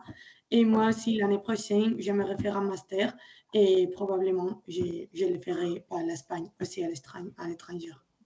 Ok. T'as déjà une idée du pays dans lequel t'aimerais le faire ou pas spécialement? Pardon? T'as une idée du pays où tu veux aller pour le faire? Les Workaway. Ouais. Ou pour ton master plutôt. Enfin, les deux, si t'as une idée d'un pays qui Les t'intéresse. Workaway, je ne sais pas, mais c'est l'été, donc j'aimerais un pays avec du soleil et de la... Ça serait très bien. Donc peut-être la Chypre ou Grèce, Tu peux Portugal. venir, il fait très beau. On va chercher, mais quelque chose comme ça, je pense que c'est pas mal. Et bon, pour les masters, et je ne sais pas encore, mais il y a un projet qui c'est aussi des mobilités internationales qui s'appelle Erasmus Mundus. Donc c'est pareil à Erasmus Stud. Et c'est 2 années normalement et c'est 4 pays différents, donc un semestre dans chaque pays. Et ça serait très cool de le faire. Ouais, ça a J'aimerais l'air bien. intéressant. Expert mobilité veut peut-être parler un peu plus de ce dispositif-là? Ah bah ça, c'est un autre exemple. C'est encore, on voit encore les différentes facettes d'Erasmus+. Julia nous parle d'Erasmus Mundus. Là, c'est, bah, comme son nom l'indique, tous les pays du monde peuvent être concernés. C'est des universités qui proposent des masters sur 2 ans où on va passer tous les 6 mois, on change de destination. Alors, je ne sais plus, ça dépend de chaque master, hein, chaque master proposé. Ça peut être un pays européen ou un pays non européen. 6 mois au Brésil, 6 mois en France, 6 mois en Espagne, 6 mois, je ne sais pas où. Toi, tu avais candidaté pour un master particulier, toi, Julia ou... Et oui, j'aimerais candidater à un master qui s'appelle NOAA, qui c'est Aide humanitaire internationale. Et Qui se fait dans normalement, quel pays? oui, il y a beaucoup de pays qui sont comme hosting pays, donc les pays que tu les peux faire. Normalement, c'est 5 ou 6 universités différentes. Et cette master, il y a une université à l'Espagne, à Bilbao, autre à Marseille et à la France. Je pense qu'autre, c'est à Pologne et l'autre à Groningen, je pense. Et après ça, ça dépend de si tu vas faire des stages ou autre chose les deuxième année. Mais normalement, pour mon master, serait dans les pays de l'Afrique ou de l'Amérique du Sud. Il y a plein de pays différents. Je pense qu'il y a 60 pays concernés juste pour ce master. Et il y a beaucoup de masters différents d'Erasmus Mundus. Donc, je pense que c'est aussi. Et si tu as la bourse, c'est tout financier. Donc, Ah, c'est c'est. intéressant ça. J'en Mhm. avais pas connaissance du tout. Donc, c'est vraiment très intéressant. Et c'est disponible pour à peu près tous les masters ou il y a vraiment des masters type? Et CEDER Project est spécialisé dans les choses, mais il y a beaucoup, je ne sais pas combien, mais je sais qu'il y a beaucoup dans le cadre de l'économie, des relations internationales, politiques, mais Oui, c'est vraiment des masters spécialisés, hein, Erasmus Mundus. Donc, certaines universités en proposent, d'autres n'en proposent pas. C'est pas tous les masters. Il y a une liste de masters Erasmus Mundus qui existe partout, partout dans le monde, quoi. oui. D'accord. Emma, Giovanni, des envies particulières de revenir, de repartir à l'étranger? Pour moi, oui, beaucoup. En fait, dès que vous partez, vous vous rendez compte qu'il y a tellement de choses à voir et à visiter qu'en fait, c'est pas possible de revenir. Enfin, je dis ça, bien sûr qu'il faut revenir, c'est important. Mais en fait, on se rend compte de la diversité de ce qu'il y a à voir, etc. Et en fait, vous n'avez qu'une envie, c'est une fois que ça se finit, c'est de repartir et de revivre une expérience, de redécouvrir des gens, des cultures, etc. Donc, c'est vrai que moi, je pense que après les 6 mois, je vais faire une pause, je vais revenir. Quand même. Mais je pense qu'il y a de grandes chances que Raphaël me revoie pour refaire un nouveau projet, je ne sais pas. Mais en tout cas, non, vraiment, je ne sais pas trop encore où, quand, comment, mais j'aimerais vraiment bien repartir. Oui. Super. Mm. C'est un peu comme d'autres expériences où dès qu'on a mis le pied dedans, hop, on n'a qu'une envie, c'est de repartir. Et toi, Giovanni, alors après les 2 Erasmus+, le CES, envie de repartir? Oui, bien sûr. Oui, oui, toujours. Comme Julia, et comme elle disait, cette semaine, on a parlé beaucoup de faire un workaway ensemble parce on aimerait faire quelque chose ensemble. Et en effet, cet été, j'avais envie de travailler ou de vivre sur un bateau. Je sais où, Trop je bien. sais pas où, mais je veux vivre sur un bateau. Donc, j'ai cherché des expériences sur Rockaway et j'ai trouvé des choses aussi à Berlin. Il était en train de construire une bateau maison sur le, comment tu l'appelles? Le, Les La Spree, je river? pense, à Berlin. River? Le La, fleuve? la, Le je fleuve? La rivière? Oui, crois que sur c'est ça. la Spree à Berlin. Ouais. Et donc, oui, je vais travailler sur un bateau et je pense que je vais faire ça. Et après, je sais pas, peut-être un master, je vais voir. Et toi, Raphaël, des envies de partir à l'étranger? Oui, oui, toujours plus en vacances maintenant. Les stages, tout ça, c'est. Non, ça va, peut-être plus en vacances. Ben, ça me donne des idées, là, de Des destinations? Chypre, l'Espagne, on parle de Pays Basque, on parle d'Italie aussi. Je vais y réfléchir. Je pense qu'après le live, là, tous les gens qui nous écoutent, ou même nous, on va tous partir à un moment en vacances à Chypre, on va se retrouver tous au même endroit, on va dire « Oh, bonne Bah, idée !» c'est là! Surtout que c'est petit. Moi, en tout cas, la ville où je suis, Limassol, c'est la ville économique et c'est une petite ville. Enfin, vraiment, je croise tout le temps les mêmes personnes. Enfin, on se croise tous, donc c'est vrai que c'est petit, quoi. Mais c'est bien. Venez, venez, pas de soucis.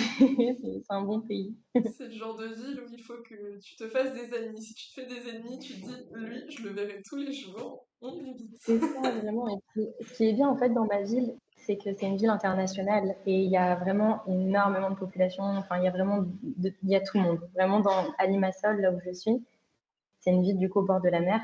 Et c'est vrai qu'il y a on peut croiser toute nationalité. Donc, c'est vraiment chouette. Enfin, au niveau des amis, il n'y a pas de souci à se faire, on s'en fait. Ouais. Tout à l'heure, au début du live, on parlait de pourquoi vous aviez envie de partir à l'étranger. C'était plus pour pratiquer la langue, savoir parler un peu plus anglais, découvrir une nouvelle culture, mais c'est aussi des expériences qui nous forgent. Qu'est-ce que ces expériences-là vous ont apporté, vous apportent actuellement?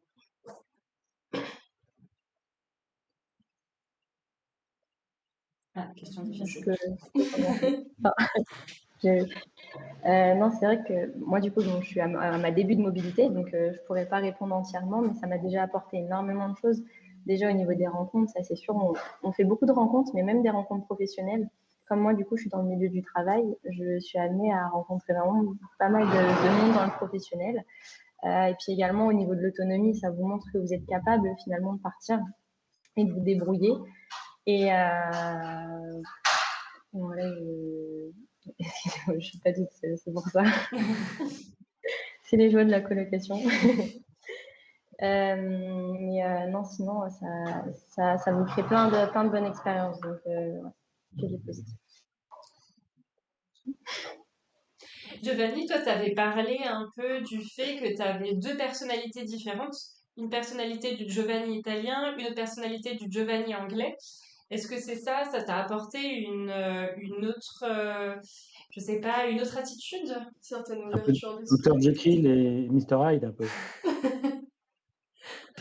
Non, je pense que maintenant les deux personnalités sont combinées parce que j'étais un peu plus jeune et donc j'ai eu du temps pour grandir.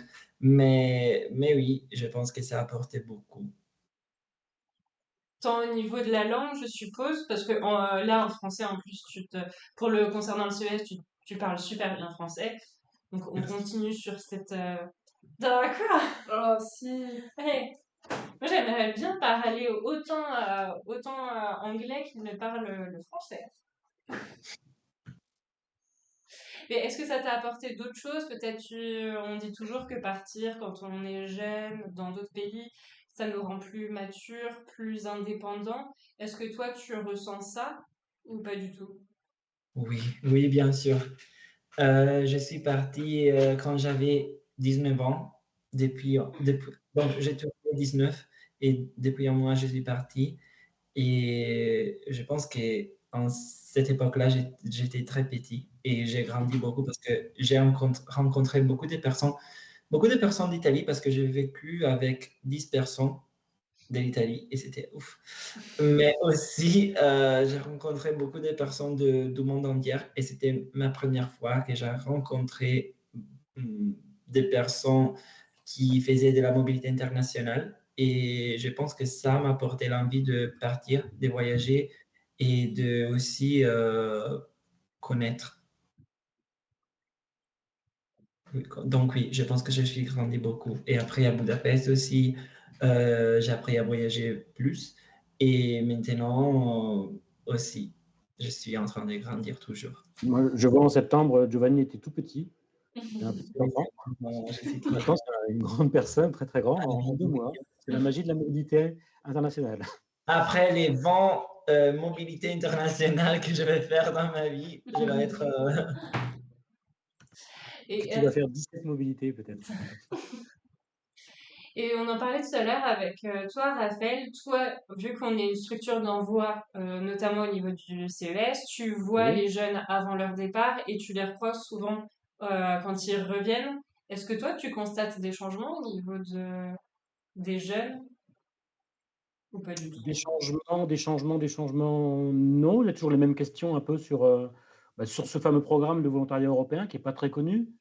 On se demande si c'est pour étudier, c'est pour faire un stage, c'est ni l'un ni l'autre en fait, mais non, des changements, les mêmes questions qui se posent toujours, comment c'est financé, tout ça.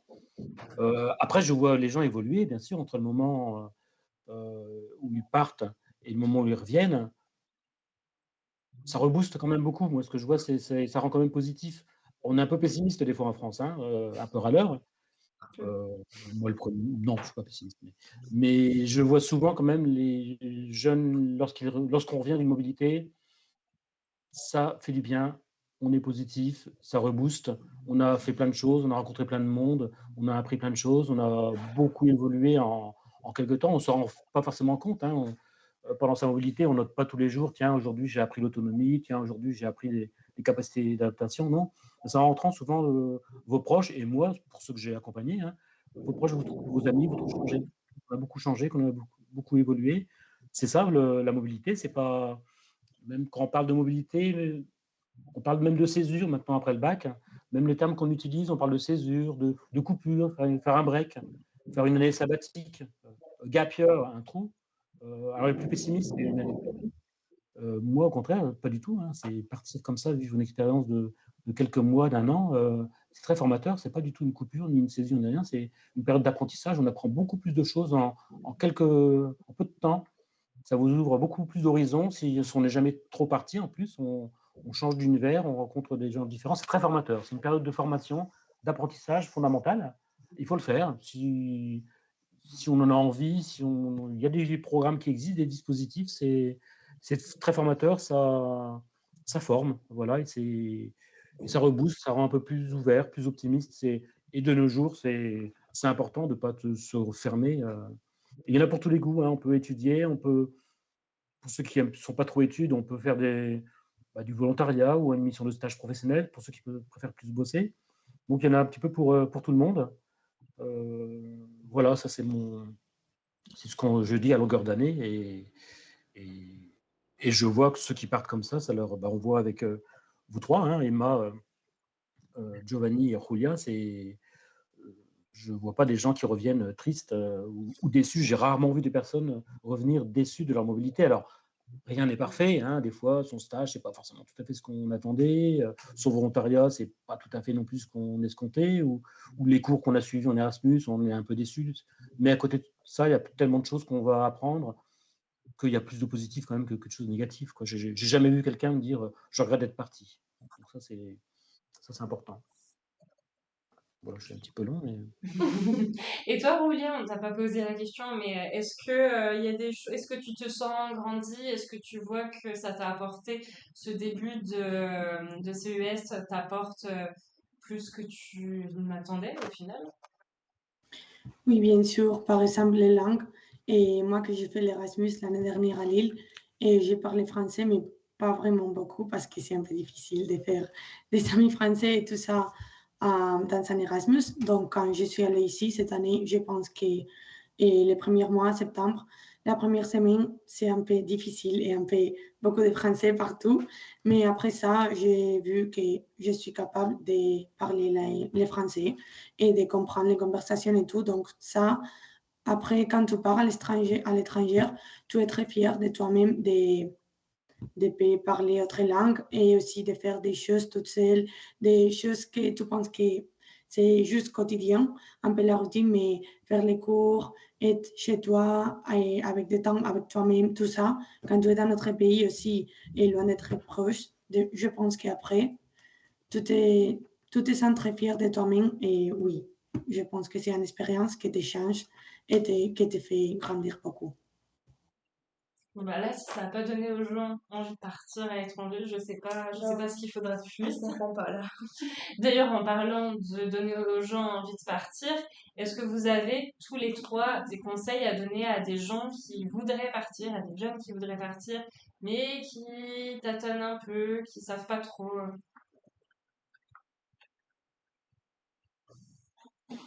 Moi, je pense que le conseil, c'est de le faire parce que pourquoi pas, ça, les premières choses. C'est toujours une expérience et comme Raphaël a dit, et je pense, je ne connais aucune personne qui, quand ils ont fait une expérience à l'étranger et quand ils sont rentrés chez eux, ils n'aimaient pas aucune chose. Donc, oui, quelquefois peut-être c'est un peu difficile, mais je pense que toujours il va y avoir des plus choses positives que négatives. Et c'est une expérience incroyable. Et si tu ne le fais pas, qu'est-ce que, je ne sais pas, je pense que, et aussi pour ton esprit, c'est très important de connaître des cultures différentes, des modes de vie différents.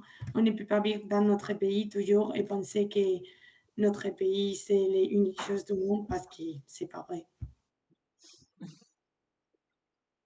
C'est vrai que Julia, elle a totalement raison. Et moi, je dis toujours, il vaut mieux avoir des remords que des regrets. Et vous avez plus, en fait, à gagner qu'à perdre de partir parce qu'en fait, vous allez changer et vous allez même changer, vous allez vous redécouvrir, en fait, parce qu'il y a des choses quand vous partez que vous vous rendez pas compte. Et puis, quand vous arrivez, enfin, votre mode de vie, il change. Et puis, vous redécouvrez vous-même, en fait. Et non, vraiment, c'est une expérience à faire au moins une fois dans sa vie. Au moins une fois.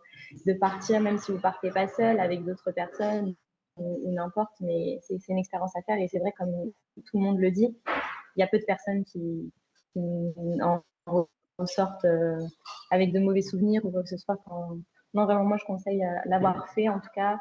Et on est 3 du coup à l'avoir fait et on conseille tous de partir parce que c'est une aventure qui va vous changer et puis vous aurez que des bons souvenirs. Donc, il n'y a que du positif.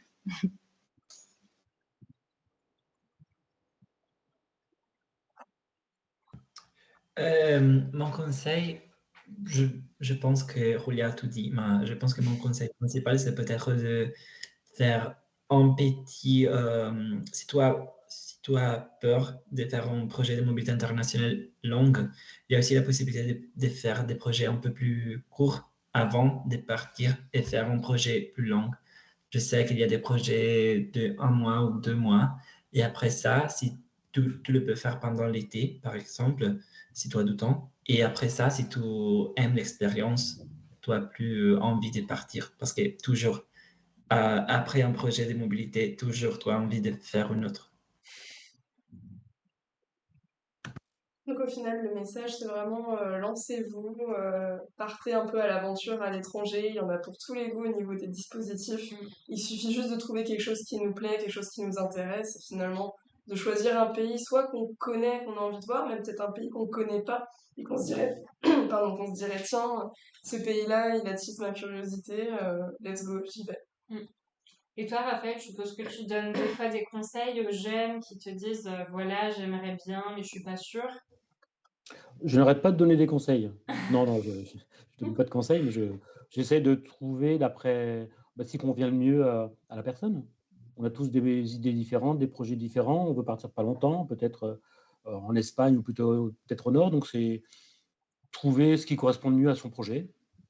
Il n'y a pas des milliers de projets non plus, mais c'est voilà, plus que des conseils. Et puis, rassurer, c'est pas la fin du monde. Hein, c'est rassurer quand même. C'est un peu plus difficile que de rester chez soi, c'est sûr, hein, partir à l'étranger, mais il y a des opportunités, c'est pas impossible. Surtout en Europe, hein, on est à 1 heure et demie d'avion maximum hein, de sa ville d'origine. Donc, oui, puis des conseils. Mais je pense qu'il y a de plus en plus de jeunes Françaises et de jeunes Français qui sont intéressés sur. On avait beaucoup la vision un petit peu des fois en France des expatriés un peu à la française qui restent un peu en communauté française, mais ça évolue. Maintenant, on pense beaucoup à la rencontre, comme nos 3 invités, rencontrer d'autres personnes, d'autres pays, une culture différente, d'autres façons de penser. Et je vois ça de plus en plus dans l'esprit des jeunes. Donc, c'est un conseil aussi, le conseil, c'est être curieux. Pas partir non plus n'importe comment, n'importe quand. Faut un petit peu s'organiser, s'informer, se préparer un peu, ça un petit peu de préparation, ça c'est, faut pas trop improviser, mais voilà, c'est un peu mon conseil. De toute façon, on ne cherche jamais à partir dans les 15 jours, hein. Souvent, on s'y prend quelques mois à l'avance, voire l'année précédente, avant d'envisager une mobilité. Ça ne s'improvise pas trop, donc s'informer, se préparer, trouver le bon moment. Des fois, on peut se dire c'est un peu tôt peut-être. Après le bac, je suis encore un peu. Ou certains après le bac se disent c'est maintenant ou jamais. J'ai envie vraiment de l'école. J'ai fait pas mal d'années d'école jusque maintenant. D'autres vont dire je vais faire ça après mon diplôme ou beaucoup plus tard. Chacun va choisir le moment, le projet, la motivation, le type d'activité qui l'intéresse et puis c'est parti. C'est pas c'est pas le côté administratif qui est compliqué, hein, je pense pas, on n'en a pas trop parlé, mais souvent on me dit oh l'administration, il n'y a pas tant de choses que ça à faire. Hein. Voilà, donc c'est un peu mon conseil, moi, s'informer, se préparer, s'organiser et se préparer. Ouais, voilà. Je sais pas s'il y a Si tu avais des questions, Clara, parce que moi je vois qu'on est au bout de nos questions à nous, je vois qu'il n'y a pas de questions dans le chat. Raphaël, je ne sais pas si toi tu as des questions à poser à nos invités aussi. Non, j'ai pas de questions particulières sur. Et si nos invités ont aussi des questions à poser entre eux concernant les différents dispositifs qui ont été évoqués. Non, ça n'a pas l'air. En tout cas, j'ai pas plus de questions. Toi, je sais pas si t'en as, parce que tu dis oui, je monopolise beaucoup la parole. Mais moi, l'essentiel a été dit et les questions que je pouvais avoir ont déjà été posées. Non, moi j'ai plus de questions à poser maintenant. Je pense qu'on a vu beaucoup de choses. On a eu assez, puis nos invités ont développé beaucoup leurs réponses, donc je pense qu'on a été assez exhaustif sur le contenu, sur les dispositifs qui ont été évoqués. En tout cas, on vous remercie beaucoup, Julia, Emma, Giovanni, d'avoir participé, de donner votre témoignage sur cette expérience à l'étranger qui donne très envie. Je pense qu'à chacun de nous va repartir ce soir avec des envies un peu d'ailleurs. Oui. Même J'ai une petite Raphaël. préférence pour Chypre que Budapest. Je pense que ça s'est remarqué. Désolé pour les Hongrois, mais. Je pense que ça s'est remarqué. Donc, merci beaucoup d'avoir pris le temps. On sait que ça peut être des fois un peu compliqué, surtout à Chypre. Il y a un petit temps de décalage étant donné que vous avez 1 heure de plus que nous. Donc, en tout cas, merci beaucoup, Emma, Giovanni, Julia. On va pouvoir vous laisser vous reposer, vaquer à vos occupations personnelles. Et merci encore d'avoir pris le temps. Et merci aussi à Raphaël. Merci à Raphaël. Juste pour voir avec toi, Raphaël, c'était vraiment un petit échantillon des possibilités qui s'offraient aux jeunes pour partir à l'étranger, qui en existe bien d'autres.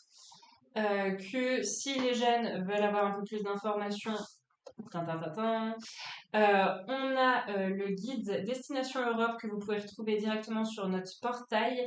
L'adresse, je crois que je te l'avais laissé, Clara. Oui, je vais la retrouver sinon. Hop, l'adresse sur le portail que vous pourrez retrouver en version numérique.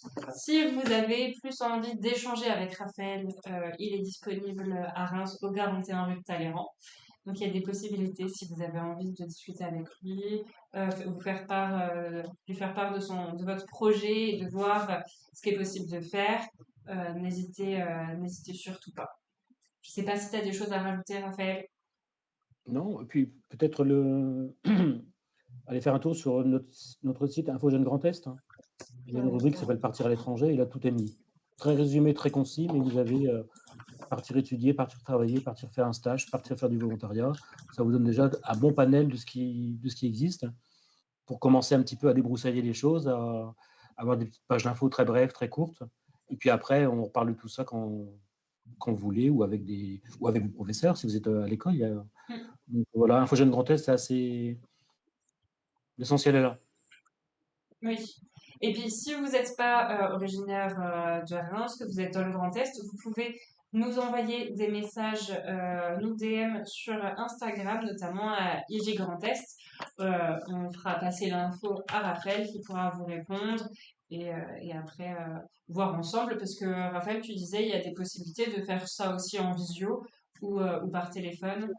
Alors je vous répondrai, ou Julia et Giovanni, qui travaillent avec moi, vous répondront. C'est vrai aussi. Encore mieux. Nos 3 experts de la mobilité pourront vous répondre. Et il y a une autre chose, un autre dispositif qui existe pour les jeunes qui ont des questions sur la mobilité internationale.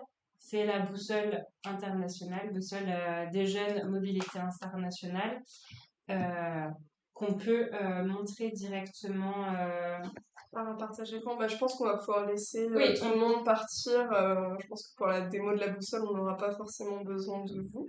Donc, encore une fois, merci à vous quatre d'être beaucoup. venus sur le live. Et puis, passez une bonne fin de journée, Ciao. de soirée. Et puis encore, on vous souhaite encore le meilleur dans votre aventure à l'étranger. Salut, Julia, Merci Emma, beaucoup. Giovanni, salut. Au revoir. Au revoir. Hop, on va pouvoir repasser sur cette scène-là, le temps que je fasse. Hop, je range mon bazar. Et pour vous présenter, Clem, La boussole des jeunes, donc la boussole des jeunes qui existe au niveau de la Marne pour des questions autour de la santé, du logement, il y a quoi d'autre? Il y a aussi au niveau juridique, donc qui est disponible pour les jeunes à partir de 15 ans jusqu'à 30 ans. En fait, la boussole des jeunes, qu'est-ce que c'est? C'est un site, un dispositif qui vous permet en fait de contacter des structures qui sont spécialisées sur une thématique. Donc, on parlait de logement, d'emploi, d'orientation, de tout ce qui concerne la justice. Mais aussi, il y a la boussole des jeunes mobilité internationale qui est là disponible sur tout le Grand Est, sur toute la région du Grand Est.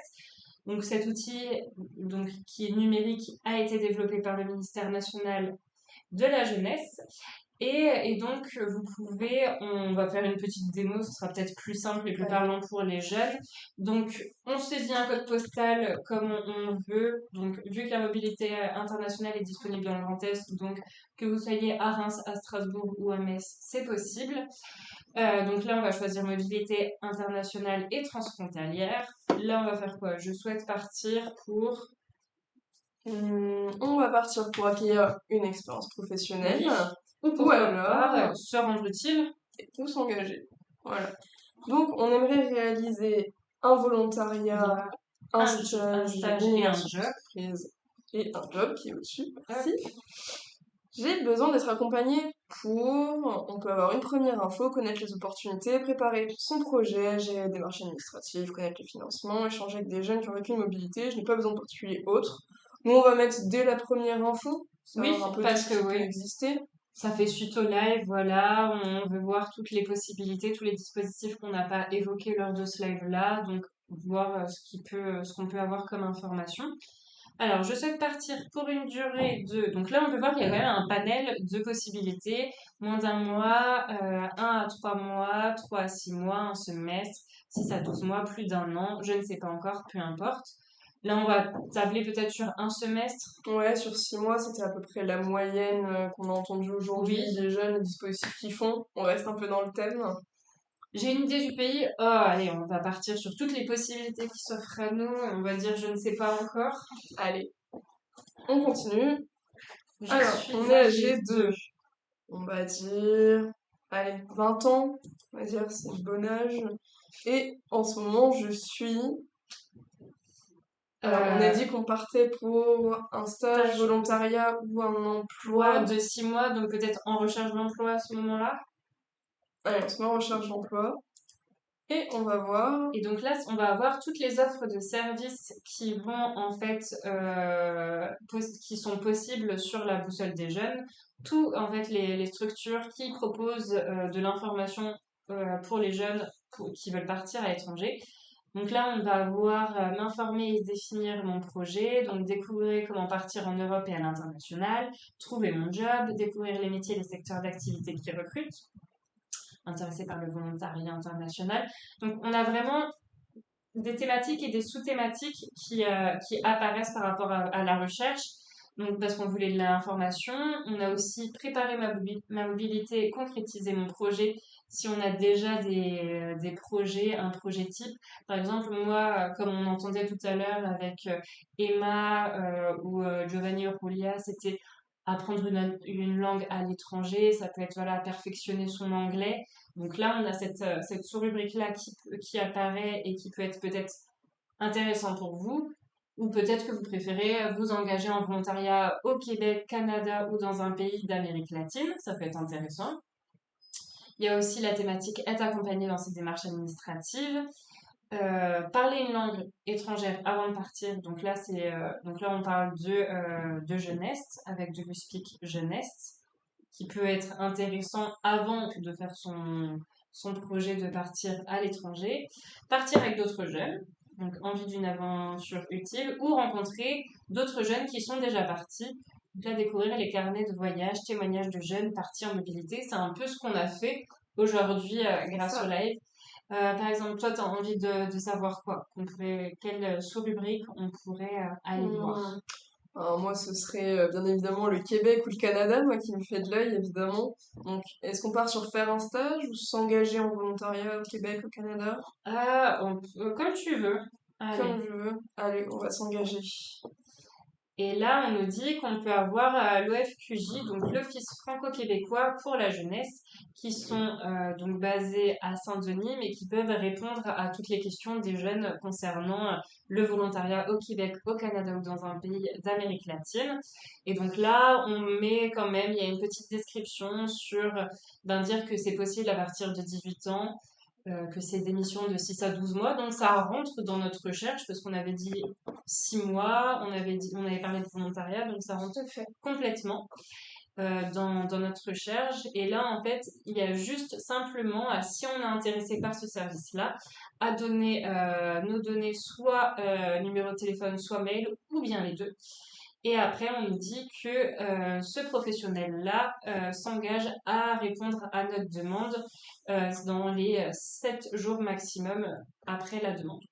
Donc c'est quand même intéressant, ça nous permet de voir un peu tous les professionnels qui sont disponibles, référents sur des thématiques qui nous intéressent, qui peuvent nous renseigner au mieux et qui peuvent nous accompagner aussi au mieux. C'est ça. Et ça, c'est très intéressant. Donc, si vous êtes intéressé, Clara va vous mettre le lien de la boussole des jeunes directement dans le chat.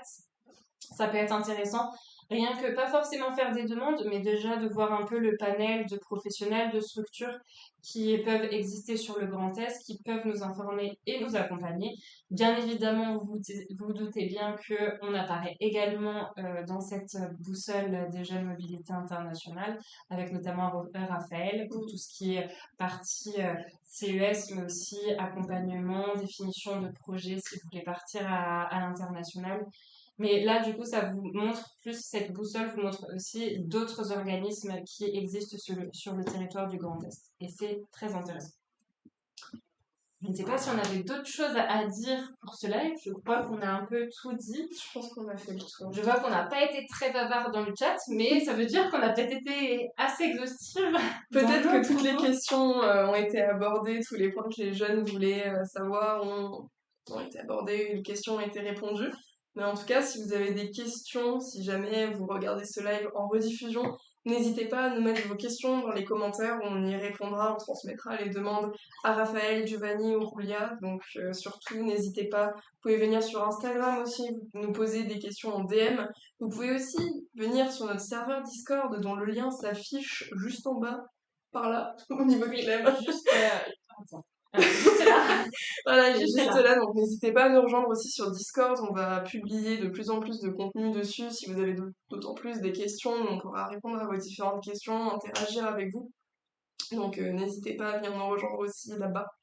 Oui, ça peut être intéressant pour vous si vous avez des questions de répondre, et comme ça permet aussi aux jeunes qui auraient peut-être potentiellement les mêmes questions que vous, d'avoir directement aussi les réponses auxquelles ils attendent par rapport à leur questionnement. Nous, en tout cas, on est très contentes. Encore un live où on apprend énormément de choses, qui nous donne aussi envie de partir. Oui. Mais bon, pour le moment, ça va être un peu compliqué. Mais en tout cas, on est très contente de ce live, des intervenants qui ont pu répondre à nos questions, qui ont su se rendre disponibles. Si d'ailleurs vous êtes intéressé pour participer à nos lives Twitch sur des thématiques qu'on traite, donc là on essaie de communiquer assez en avance sur les thématiques des lives qu'on aborde. N'hésitez pas à nous contacter sur Discord, sur nos réseaux sociaux. Là, je ne suis pas une influenceuse. On sait pas faire. Sur nos réseaux sociaux pour nous dire, ben voilà, j'ai vu que vous faisiez un live sur cette thématique-là, j'ai une petite expérience, j'aimerais donner mon avis ou mon expérience sur cette thématique-là. N'hésitez pas, nous on est très contents d'avoir des témoignages de jeunes. C'est un peu aussi le but aussi de nos réseaux sociaux, c'est aussi de laisser la place, laisser la parole aux jeunes. Et donc là, on vous informe en avant-première sur la prochaine thématique notre live du mois de novembre, qui va être l'engagement. L'engagement, donc là qui va être plus centré au niveau local. Donc, si vous avez été ou si vous êtes bénévole dans une association, n'hésitez pas à nous contacter. Si vous faites, je ne sais pas, si vous êtes peut-être délégué de classe, si vous êtes conseiller régional jeune, Conseiller départemental jeune, voilà. que vous êtes peut-être sapeur-pompier volontaire. Enfin, il y a énormément de dispositifs pour s'engager au niveau local qu'on voudrait mettre en avant lors de ce live. Donc, nous, on serait très contents d'avoir des témoignages de jeunes pour parler à d'autres jeunes qui ont peut-être envie d'en savoir plus avant de s'engager. C'est vrai qu'on est déjà toujours un peu frileux quand on teste de nouvelles expériences. Julia, Giovanni et Emma l'ont aussi dit. C'est vrai que quand on sort un peu de sa zone de confort, c'est toujours un peu compliqué de sauter le pas. Donc, avoir des témoignages de jeunes, ça reste quand même un super avis à avoir. Donc, n'hésitez pas à nous contacter en DM ou sur Discord pour ce prochain live. On n'a pas encore la date, on Non. sait juste que ça sera au mois de novembre. De toute façon, on vous donne toutes les informations dès qu'on les aura. Et c'est une fin de live. C'est une fin de live qui s'annonce, tout à fait. Donc, on espère que ce live vous aura plu autant que nous. Et ça nous a plu de le préparer et de le vivre en même temps que vous. C'est toujours des moments où on apprend plein de choses et on espère qu'on vous aura peut-être donné envie de partir à l'étranger. Donc, n'hésitez pas à nous suivre si ce n'est pas déjà fait sur Twitch, à cliquer aussi sur la petite cloche pour être averti dès qu'on fait des lives. On essaie de faire des lives tous les mois. Malheureusement, c'est le seul, la fréquencité qu'on peut avoir le plus. Donc, n'hésitez pas à cliquer sur la cloche pour être averti si vous ne suivez pas encore sur les réseaux sociaux. Si vous ne suivez pas encore sur les réseaux sociaux, j'ai l'impression que ça fait 5 fois qu'on le dit, mais venez. C'est juste IG Grand Est sur tous nos réseaux sociaux. Donc, vous pouvez pas nous louper. Et donc, on espère que vous passez de bonnes vacances pour ceux qui en ont, que vous allez passer un bon Halloween pour ceux qui le font.